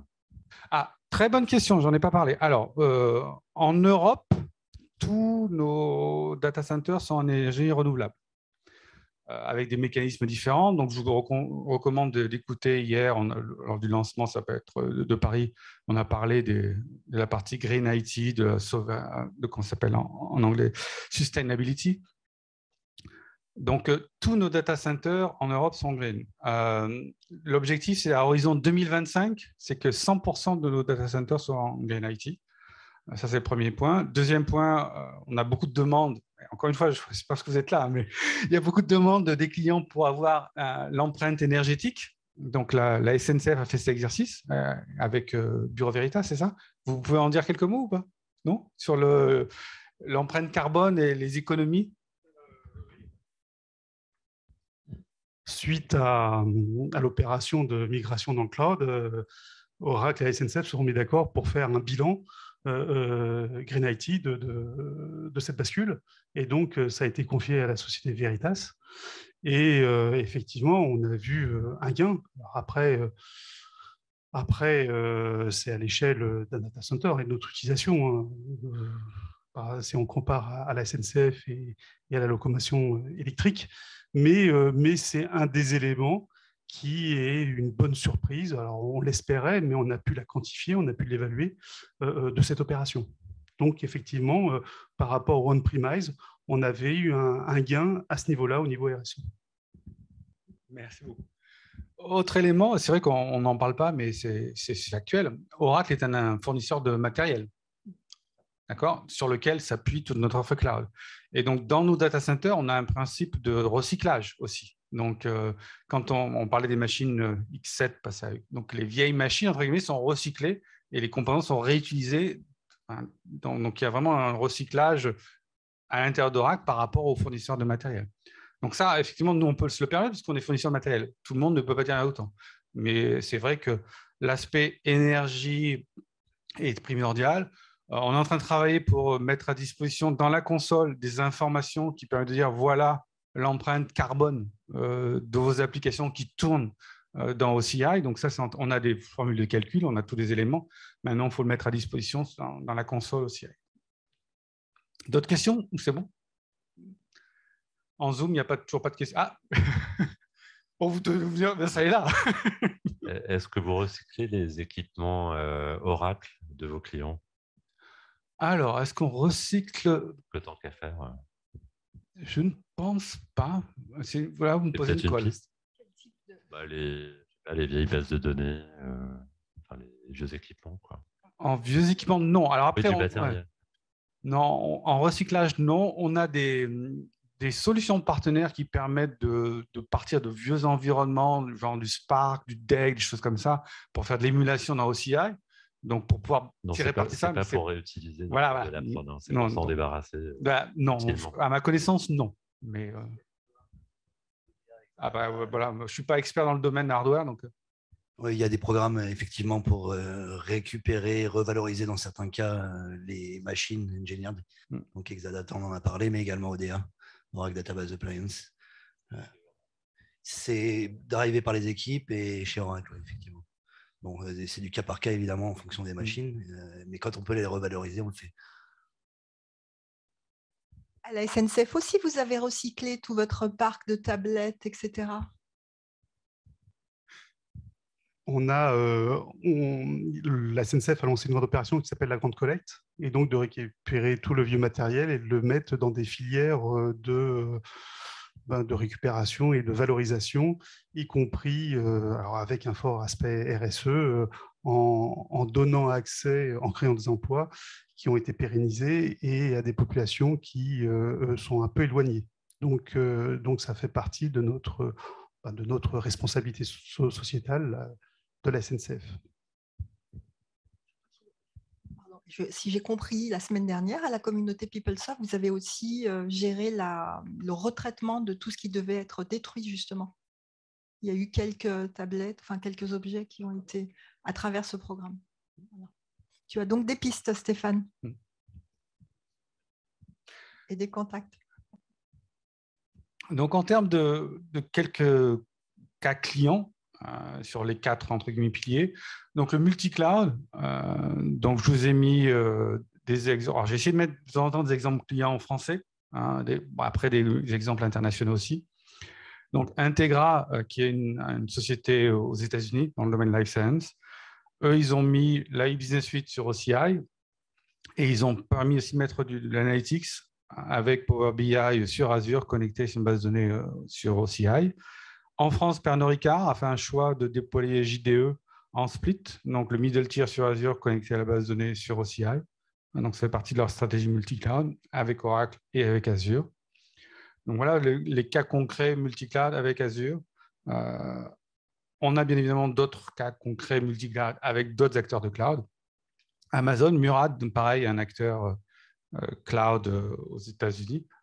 Un acteur dans le domaine du cosmétiques aux États-Unis, qui ont fait un choix d'Amazon et qui ont mis en place aussi les migrations très, très proches de ce que faisait Integra, migration d'applications et Business Suite sur OCI, et ils ont rajouté aussi d'autres fonctionnalités, comme le site le portail de e-commerce qu'ils ont mis en place avec Amazon. Dernier point, Google, donc Carrefour. Donc, on a fait un communiqué presse sur le sujet. Carrefour avait fait un choix il y a un certain nombre d'années d'un seul cloud qui était Google Cloud. Par contre, ils avaient beaucoup d'environnements base de données Oracle on-prem. Et ils ont décidé d'aller vers le cloud et de faire confiance à Oracle pour la partie base de données. Donc, voilà, j'ai mis des exemples. Ils ont, je ne sais plus combien de bases et d'applications. Je crois que c'est plus de 1000 applications à migrer sur OCI/Google. Donc, base de données, ils en profitent. Et ça, c'est un élément intéressant aussi.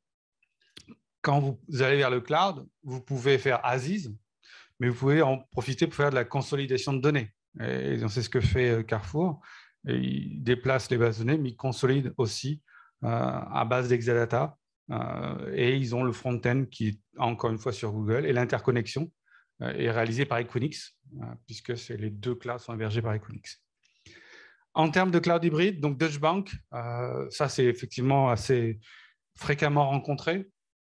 Les banques en Europe, contraintes réglementaires très fortes, ils ne peuvent pas aller vers le cloud public.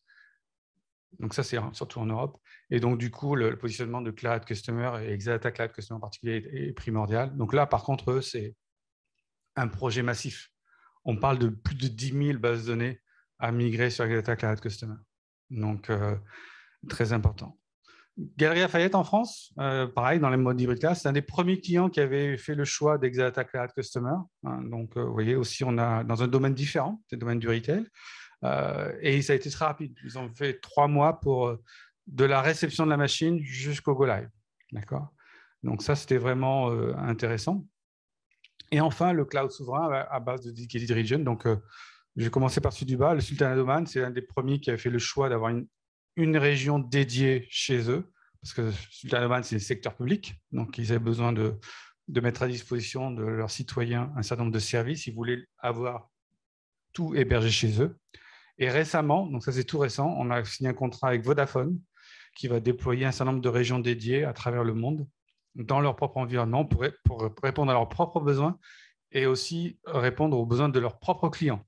Donc, ils vont servir des régions dédiées pour proposer à leurs clients d'héberger un certain nombre d'applications dans leur région dédiée. Donc, c'est en gros de l'OCI en marque blanche qui est hébergé par Vodafone.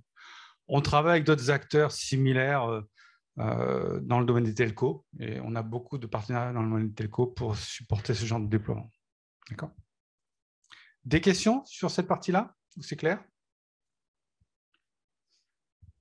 Alors, donc on a vu un petit peu la partie typologie de déploiement. Donc, vous voyez qu'on est capable de supporter tous les typologies de déploiement. Maintenant, comment on va déployer les applications ? C'est ça qui est important aussi. Donc, quand vous avez un certain nombre d'applications critiques à déployer, vous voulez savoir comment on peut le faire. Et combien ça va coûter aussi. Parce que c'est vrai qu'aller vers le cloud apporte plein de flexibilité, etc. Mais quid du coût ? Donc, effectivement, on voit de plus en plus de sociétés, encore une fois, comme la SNCF, qui met en place des processus de FinOps et des rôles dédiés à maîtriser les coûts du cloud en général. Donc, nous, on met à disposition un certain nombre de modèles et de flexibilité par rapport à tout ça. Donc, on a à la fois, je dirais, des éléments intéressants factuels en termes de pricing. Donc, on a la possibilité, comme tout acteur de cloud, de faire ce qu'on appelle du Bring Your License, BYOL. Donc, vous pouvez prendre vos licences on-prem, les déployer sur OCI. Un élément intéressant aussi, c'est qu'on supporte à la fois le déploiement en mode IaaS, mais aussi en déploiement en mode PaaS. C'est-à-dire que si vous avez des licences on-prem pour la base de données, et vous voulez utiliser la base de données as a service, donc quelles que soient les versions, donc Database Cloud Service, Exadata Cloud Service, même Autonomous, vous pouvez bénéficier de ce Bring Your License, donc vous n'allez pas payer en plus la base de données Oracle. Un autre élément intéressant aussi, c'est que ça reviendra moins cher de faire tourner de la technologie Oracle sur Oracle que sur Amazon ou Azure. Souvenez-vous, j'ai dit que Amazon et Azure étaient les deux seuls cloud providers autorisés à tourner de l'Oracle. Maintenant, quand vous allez faire du Bring Your License, qu'est-ce qui est important, c'est de faire le mapping entre le nombre de licences on-prem, donc processeur ou name user plus, ce sont les deux métriques que vous utilisez, et quel est, je dirais, son équivalent en termes de vCPU sur Amazon, Azure, voire Oracle. Et c'est là où Oracle a décidé de changer un petit peu la donne, c'est que, par exemple, pour un processeur licence, c'est équivalent à 2 vCPU sur Amazon ou Azure. D'accord ? Par contre, côté Oracle, OCI, un processeur licence est équivalent à 2 OCPU. La seule chose, c'est qu'un OCPU est égal à 2 vCPU. Ce qui veut dire qu'au final, pour un processeur license Oracle on-prem, vous pouvez le faire tourner une base de données avec 2 vCPU sur Amazon, mais vous pouvez faire tourner une base de données avec 4 vCPU chez Oracle. Donc 2 fois plus de CPU. Et donc ça dépend dans quelle langue vous prenez.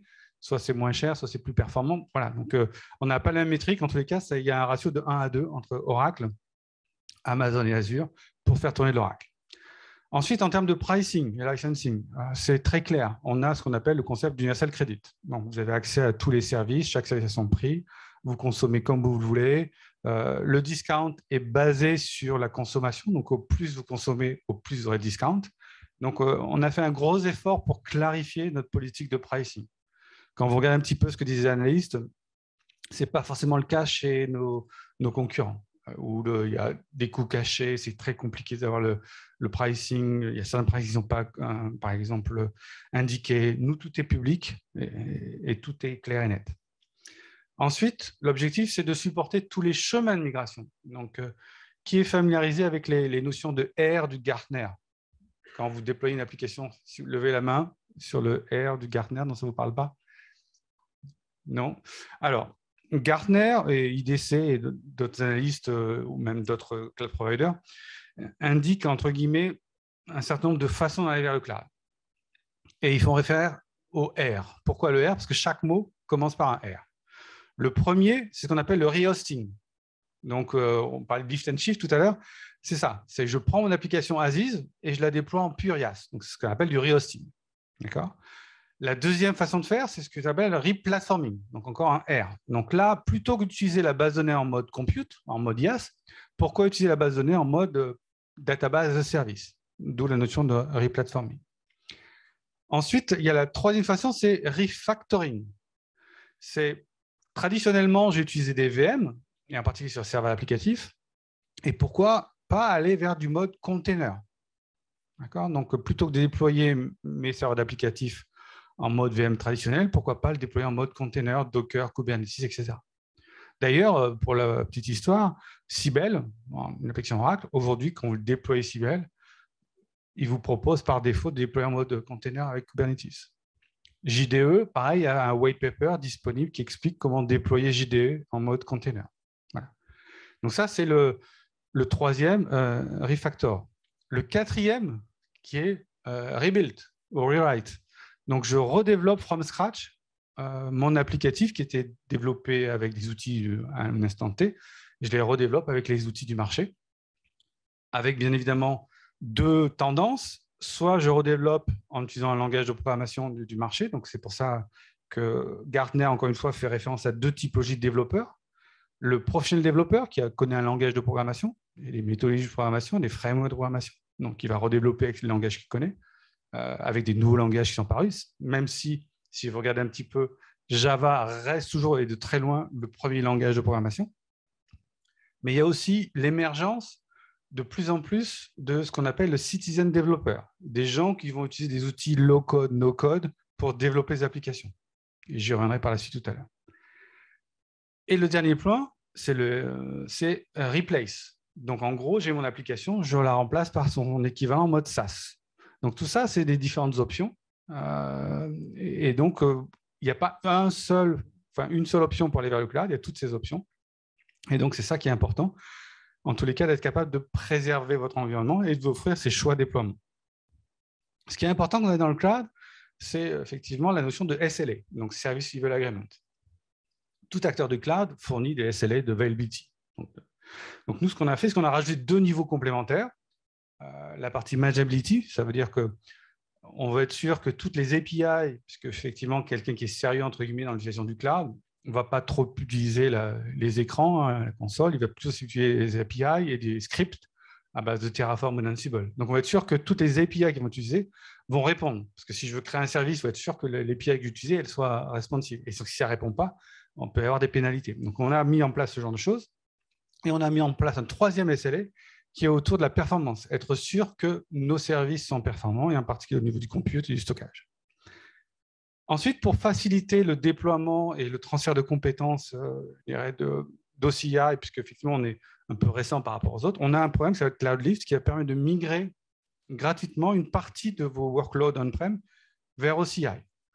Donc ça peut se faire directement avec vos clients ou avec des partenaires, mais c'est gratuit et ça permet de déployer rapidement, avec transfert de compétences, un certain nombre de workloads. L'objectif, ce n'est pas de prendre l'ensemble, mais d'une partie et d'utiliser ça comme use case. Et enfin, c'est aussi récompenser, d'où la notion de support rewards, récompenser nos clients historiques, et en particulier les clients historiques, ça veut dire notre base installée, des gens qui ont des licences Oracle, donc qui payent du support. Donc, au plus vous consommez de OCI, au plus vous allez pouvoir réduire votre flux de support. Pour 1 € dépensé sur OCI, 25 centimes vont être déduits de votre facture de flux de support technique. D'accord? Donc ça, c'est important, parce que je ne me casse pas la figure. Par rapport à tout ça, la sécurité était importante. Donc, de conception, la sécurité était partie des piliers de conception de la Gen 2 Cloud Infrastructure. On a plein de services de sécurité qui sont disponibles, des best practices forcées aussi dans ce domaine-là. Et on a tout un tas de services de sécurité qui sont gratuits. Chose qui est rare, même chez Oracle, hein, vous allez me dire, pour ceux qui connaissent Oracle, c'est très rare qu'Oracle fasse des choses gratuitement. Mais non, on a plein de services gratuits qui apportent de la valeur par rapport à ça. Et je vous recommande fortement de regarder des solutions comme CloudGuard, Cloud Advisor, Security Zone, etc., pour renforcer la sécurité applicative.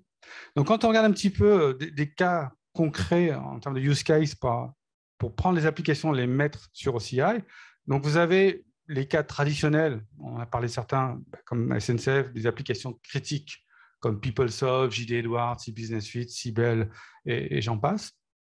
Donc Cox Automotive qui est aux États-Unis, un client eBusiness Suite. J'ai rajouté Bandai Namco, client français, c'était le premier client eBusiness Suite sur OCI en France. Donc je voulais leur rendre service. Et intéressant aussi, c'est qu'ils correspondent parfaitement à l'exemple que je citais tout à l'heure d'un client mid-market qui utilisait les Business Suite, qui n'avait pas de disaster recovery. Donc, non seulement il a bénéficié du cloud pour migrer son e-business suite, il a fait aussi une migration applicative. Donc, ça, les SNCF aussi étaient dans le même cas.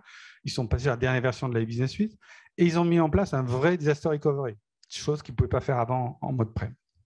Donc, ça, c'est pour la partie Oracle application. Le SaaS, donc on a l'exemple tout à l'heure d'un partenaire qui a migré ses applications et qui propose son offre d'éditeur en mode SaaS. On a d'autres partenaires en France, Cegid, qui a migré ses applications retail, qui s'appelle Fashion ERP, sur OCI et propose leur offre maintenant en mode SaaS. Tout ça hébergé sur OCI. Ils ont aujourd'hui plus d'une 60aine de clients qui s'appuient sur la plateforme OCI. Et ils sont en train initialement, ils sont partis sur OCI avec Database as a Service. Et ils sont en train de passer de database de service à Autonomous Foundation Processing, donc la dernière génération et d'automatisation de la base de données. Et ensuite, le dernier typologie d'application, c'est plutôt ce qu'on appelle de High Performance Computing ou Big Compute, ces applications qui sont un peu différentes en termes de, je dirais, de fonctionnement. Donc, la première, c'est Cisco, qui a c'est une solution de sécurité, et Red Bull, donc pour ceux qui suivent la Formule 1. Donc, Oracle est un partenaire de Red Bull, mais ce n'est pas qu'un partenaire marketing. C'est un partenaire au vrai sens strict du terme. On travaille en collaboration avec Red Bull et on les aide pour optimiser la voiture, pour optimiser les courses. Donc, il y a plein de capteurs sur la voiture. Je crois qu'il y a 400 capteurs sur la voiture qui renvoient des éléments qu'on analyse via du HPC et on fait de la simulation à base de Monte Carlo pour savoir si je fais ça, qu'est-ce qui va se passer. Choisir je dirais, comment ça s'appelle? Si je fais un stop, 2 stops, je change les pneus ou pas, tout ça se fait en temps réel pendant les courses, donc grâce à l'utilisation de la technologie Oracle, hébergée par Red Bull. On a beaucoup de choses qui se passent. Pour ceux qui connaissent Oracle depuis longtemps, on n'a jamais été un fanat de marketing sportif, on ne faisait pas ce genre de choses. Donc là, non seulement on fait du marketing avec ces compagnies-là, mais en plus, c'est un vrai partenariat. Ce n'est pas que du marketing. Il y a des vrais partenariats techniques derrière. Donc ça, c'était le deuxième point. Troisième point, c'était la partie, effectivement, vous avez fait des choix technologiques peut-être différents, Oracle ou non Oracle. Donc, on veut préserver vos investissements en termes de choix technologiques. Donc déjà, ce qu'il faut savoir, c'est que Oracle est très actif dans le domaine de l'open source. D'accord ? Donc, beaucoup de nos services qu'on met à disposition sur OCI sont basés sur l'open source. Donc, c'est peut-être transparent pour vous, mais par exemple, hier, on a parlé de notre offre streaming qui est Kafka compatible. On a bien évidemment MySQL. On a lancé récemment OpenSearch qui est basé sur Elasticsearch. On a aussi Serverless, notre offre serverless qui s'appelle Function, qui est basée sur Function. On a aussi, je cherche le mot, Hyperledger, qui est une offre de blockchain. Pareil, notre blockchain s'appuie là-dessus. Donc, c'est vraiment l'open source est clé chez Oracle et on enrichit de plus en plus notre portefeuille d'open source et on contribue à l'open source. Donc, Oracle est membre d'un certain nombre de consortiums. Vous avez en bas à droite Cloud Native, Eclipse, CD Foundation, Linux Foundation. Donc, on est très partant dans le domaine de l'open source et c'est primordial. Open source, ça veut dire portabilité. Open source, il y a beaucoup de gens qui développent en open source. Donc, d'ailleurs, qui développe en open source? Qui utilise de l'open source dans vos sociétés? Si vous pouvez lever le bras. Un petit peu. Ah. Et dans le, je sais pas, on peut voir les gens en Zoom s'ils votent ou pas? Patricia, désolé, je te fais travailler.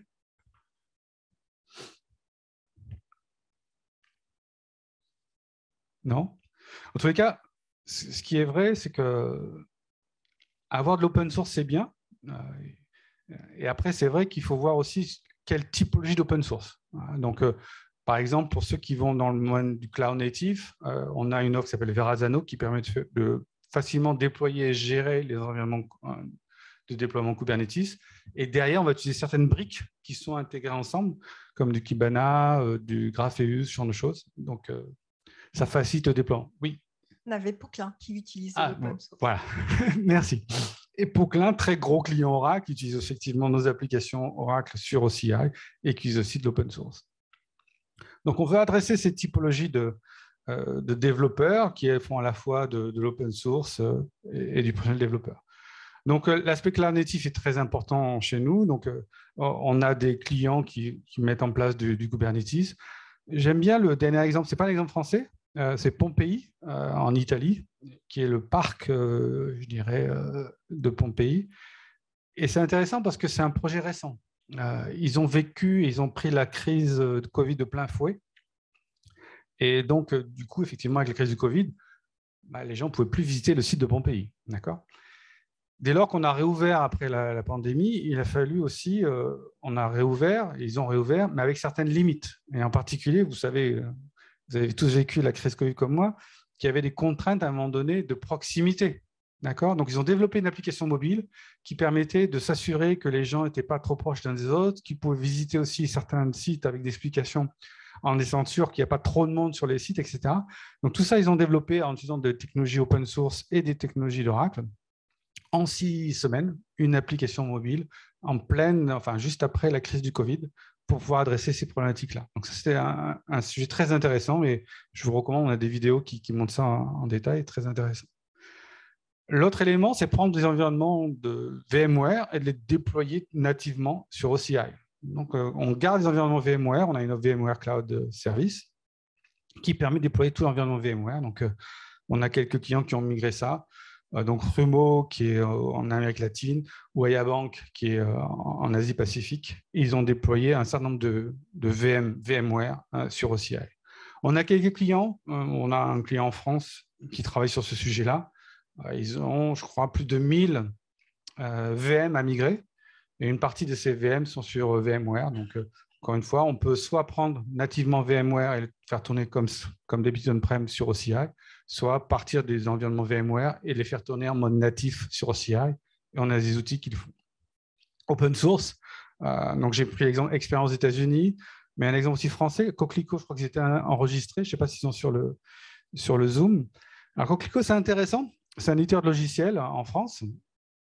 Et il y a quelques années, ils ont fait un choix de racheter une société qui s'appelait Dotsoft. Comme son nom l'indique, c'est un éditeur de logiciels français qui est basé sur toute la technologie Microsoft. Et donc, ils ont voulu, comme tout acteur et éditeur de logiciels, aller dans le mode SaaS. Et ils ont décidé de voir qu'est-ce qu'ils pouvaient faire. Choix cohérent.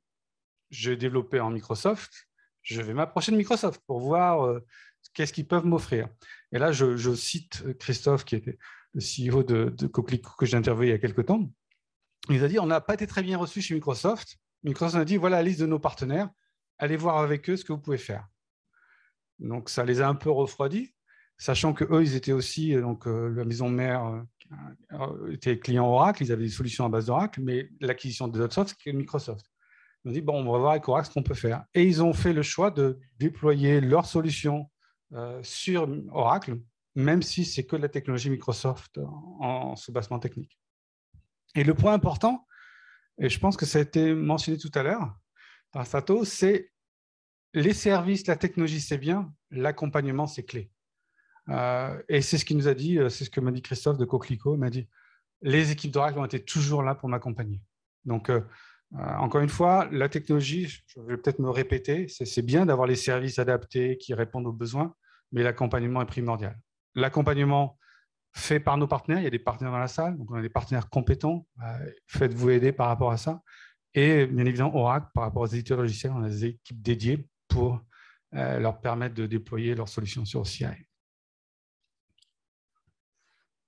Et le dernier pan, c'est la donnée. La problématique que l'on voit aujourd'hui, vous avez différents types de données, différents types d'analyses, différentes stratégies et différentes façons de consommer la donnée. D'accord ? Donc, ce qu'on voyait avant, de manière traditionnelle, c'était en gros deux typologies. J'avais des données pour du transactionnel, ou OLTP, ou des données pour l'analytics. Maintenant, on a plein d'autres typologies. On va avoir du graph, on va avoir du JSON en termes de documents, etc. On va avoir de plus en plus d'intelligence artificielle, de machine learning. On a tout un tas de philosophies et les gens, ils veulent être capables de la consommer n'importe où.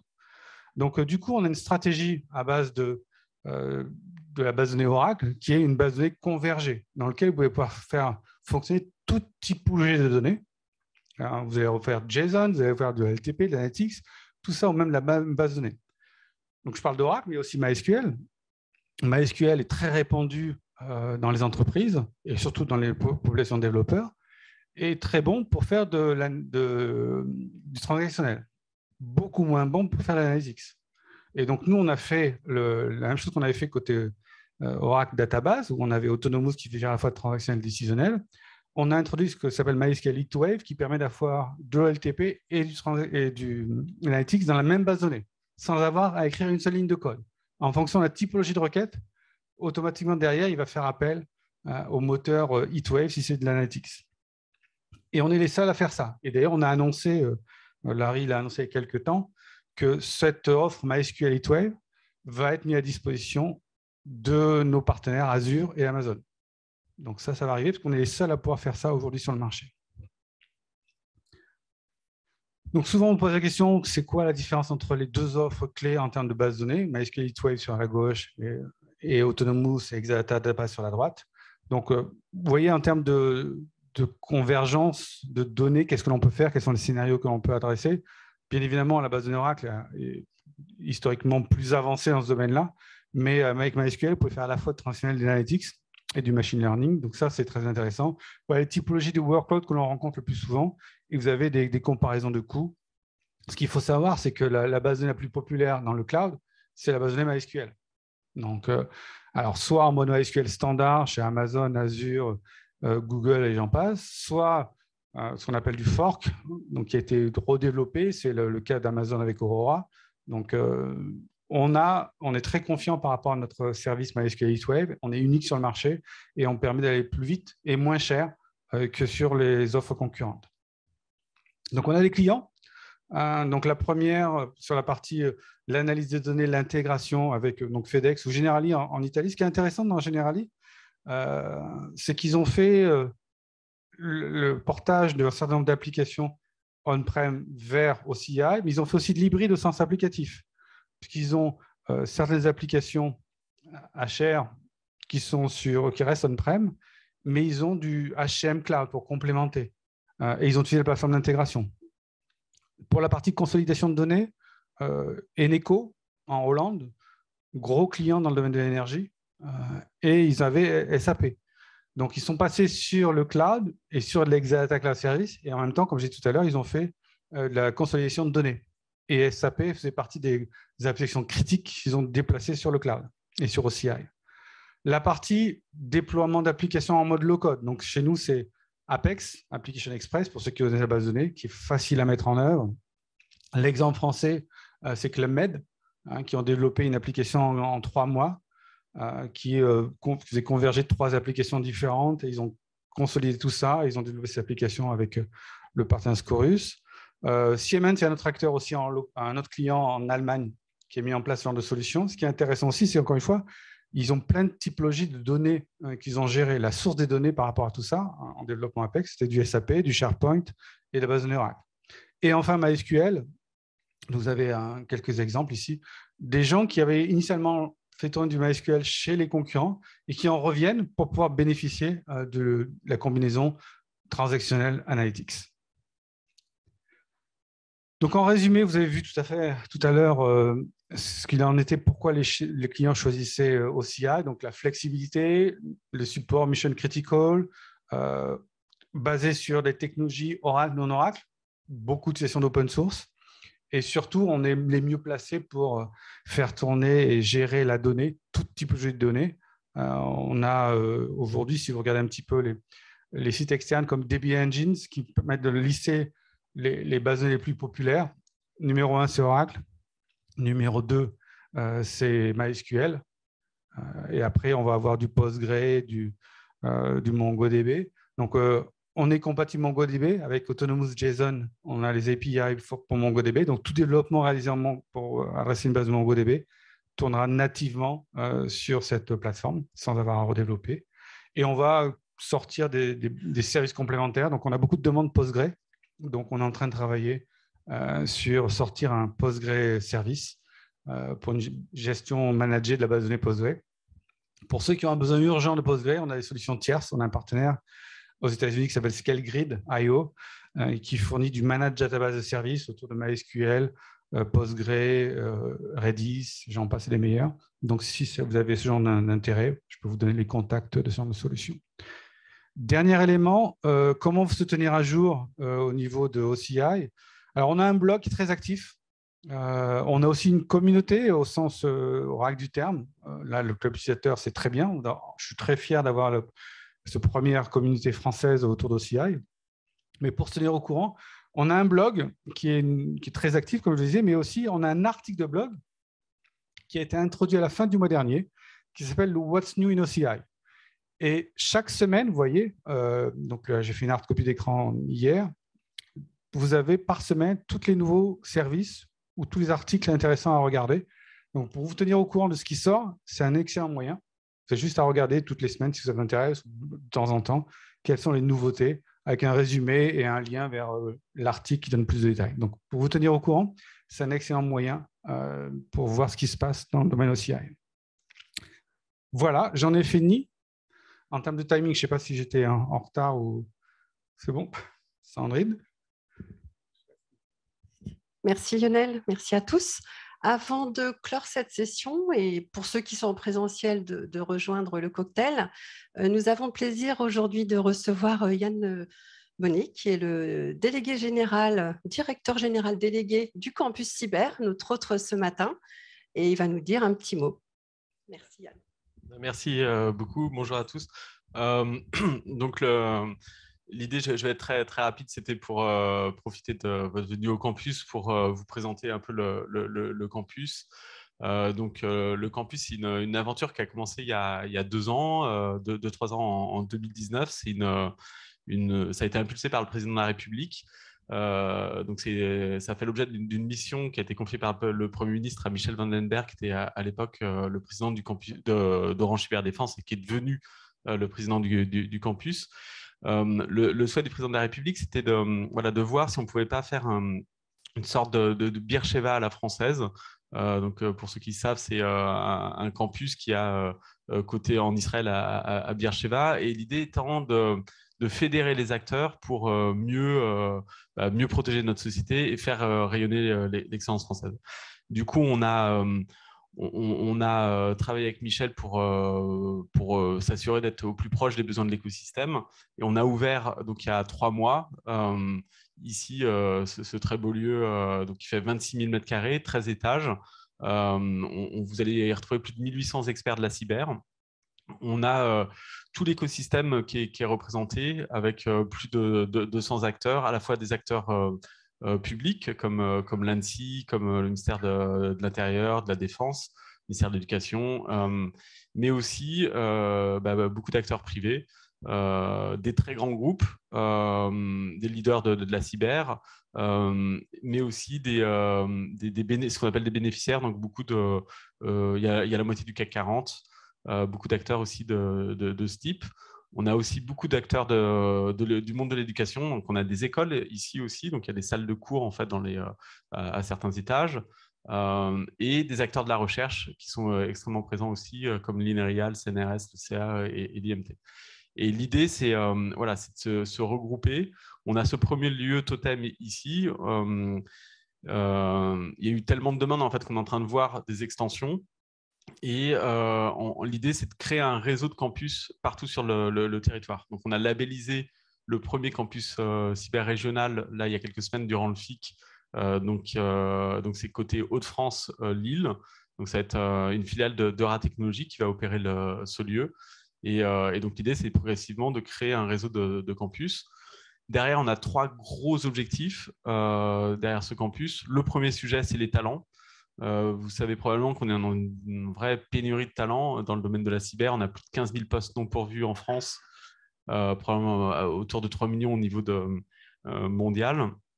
Donc l'idée, c'est qu'on travaille un peu l'image de la cyber, montrer tout le sens qu'il y a derrière ces métiers, cette diversité de métiers, pour attirer beaucoup plus de talents, jeunes ou moins jeunes. Casser certains verrous, notamment attirer des talents féminins. On a seulement 11% de talents féminins dans le domaine de la cyber. Casser aussi ce verrou qui, trop souvent, des jeunes pensent que c'est réservé uniquement à des ingénieurs et à des techniciens. Donc, on va travailler là-dessus. On travaille avec Radio France, France Télé, la société de production du Bureau de Légende pour avancer sur ces sujets. Le deuxième objectif, c'est la recherche et l'innovation pour toujours avoir un coup d'avance. Donc, par exemple, on a un étage consacré au campus où vous allez retrouver différents équipes de projets de recherche mixtes, donc chercheurs plus entrepreneurs ou industriels pour faire du transfert. On a un startup studio pour aider des personnes qui auraient une idée de startup à créer leur startup. Ça va jusqu'à un incubateur et à de l'accélération en post-incubation. Et voilà. Et enfin, le dernier objectif, c'est les opérations. Donc ici, c'est un lieu qui est ouvert 24 heures sur 24, 7 jours sur 7. Vous avez aussi des équipes de réponse. On a notamment l'Intercert qui est localisé ici au campus. Donc voilà, l'idée du campus, c'est vraiment de faire levier sur l'écosystème. On est tous assez d'accord là-dessus. On pense aussi que ça ne va pas se faire naturellement. Et c'est pour ça qu'on a lancé en fait une démarche de création de communs de la cyber. C'est des ressources mutualisées. Donc, on a lancé des groupes de travail avant même l'ouverture. Il y a un an, on était à peu près 200 acteurs à travailler dans le cadre de ces GT. Maintenant, on a plus de 500 inscrits. Et donc, l'idée, c'est de construire des ressources ouvertes pour aider les acteurs à être plus forts. Donc, ça va, par exemple, sur une base de renseignement CTI, on a avancé très vite avec le contexte qu'on connaît au niveau de l'Ukraine. Donc, ça, il y a une première brique qui a été construite en seulement très peu de semaines. On a des sujets sur l'IA et la cyber aussi, sur lesquels on est en train d'avancer. On va avoir une plateforme d'IA ici pour expérimenter sur un certain nombre de sujets. On a lancé un nouveau GT sur la résilience, sur la gestion de crise qui est l'idée par l'ANSSI. On va organiser des exercices de crise. Voilà, où ça va sur des sujets aussi comme la cybersécurisation du ferroviaire ou des voitures autonomes. Donc, c'est ça un peu le campus, c'est le lieu de l'écosystème pour faire qu'ensemble on soit plus fort. Et voilà, c'était en gros ce que je voulais vous raconter sur le campus. N'hésitez pas si vous avez des questions ou des remarques. Et puis sinon, ouais, allez-y.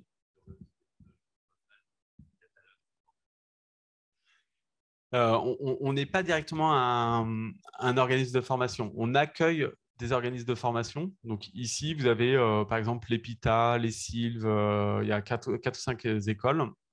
Même il y en a un peu plus. Et on travaille avec les universités, les collèges et les lycées, notamment les universités, pour démultiplier sur tout le territoire. Donc on va accueillir là des profs. Par exemple, là, en septembre-octobre, on va accueillir 2 fois 150 profs de collèges et lycées pour les acculturer encore plus au sujet de la cyber.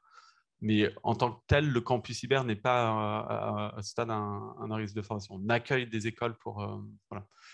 Et après, on est vraiment au début, ça fait juste 3 mois, mais ça serait peut-être une bonne idée Et d'ailleurs, c'est dans notre plan d'action. On va essayer de, théoriquement, si tout se passe bien, là, d'ici quelques mois, on va mettre en place une sorte de plateforme qui va permettre de mettre en relation tous les acteurs qui recherchent, que ce soit des jeunes ou des moins jeunes, sur du upskilling, du reskilling, et tous les organismes de formation pour créer des parcours.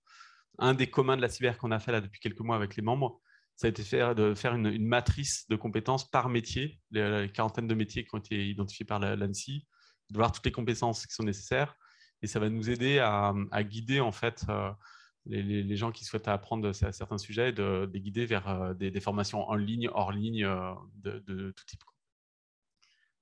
Est-ce qu'il y a d'autres questions? Non, c'est bon. Eh bien, écoutez, bonne journée, encore bienvenue au campus. Jacques, peut-être pour conclure cette matinée.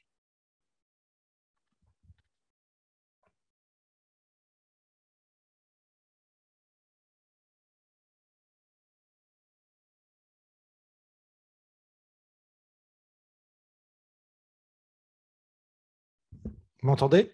Très bien. Donc, je disais, matinée très riche pour cette première réunion du club OCI. Je tenais à remercier les intervenants sur la qualité de leur présentation. Je pense que ça a été assez riche, à la fois sur la présentation d'OCI, c'est quoi? Je pense qu'on a eu une présentation très, très complète, et ensuite sur les exemples qui ont été présentés. Donc, merci aux participants, soit physiquement présents, soit à distance, d'être venus à notre rendez-vous. Et donc, maintenant, pour faire vivre le club, il faut que vous remontiez des thèmes sur lesquels vous avez envie de travailler, d'échanger. On envisage un prochain club au mois d'octobre, hein, c'est ça, Patricia? Et donc, remontez-nous les thèmes que vous souhaitez voir abordés. On en a présenté quelques-uns dans le slide initial, mais je pense que vous avez peut-être d'autres idées, et ça serait intéressant effectivement qu'on puisse les partager assez rapidement pour préparer cette réunion. Je crois qu'il y a plein de thèmes qui ont été abordés, et je pense qu'on doit pouvoir trouver quelques sujets d'échange pour ce mois d'octobre. Donc voilà, merci à tous.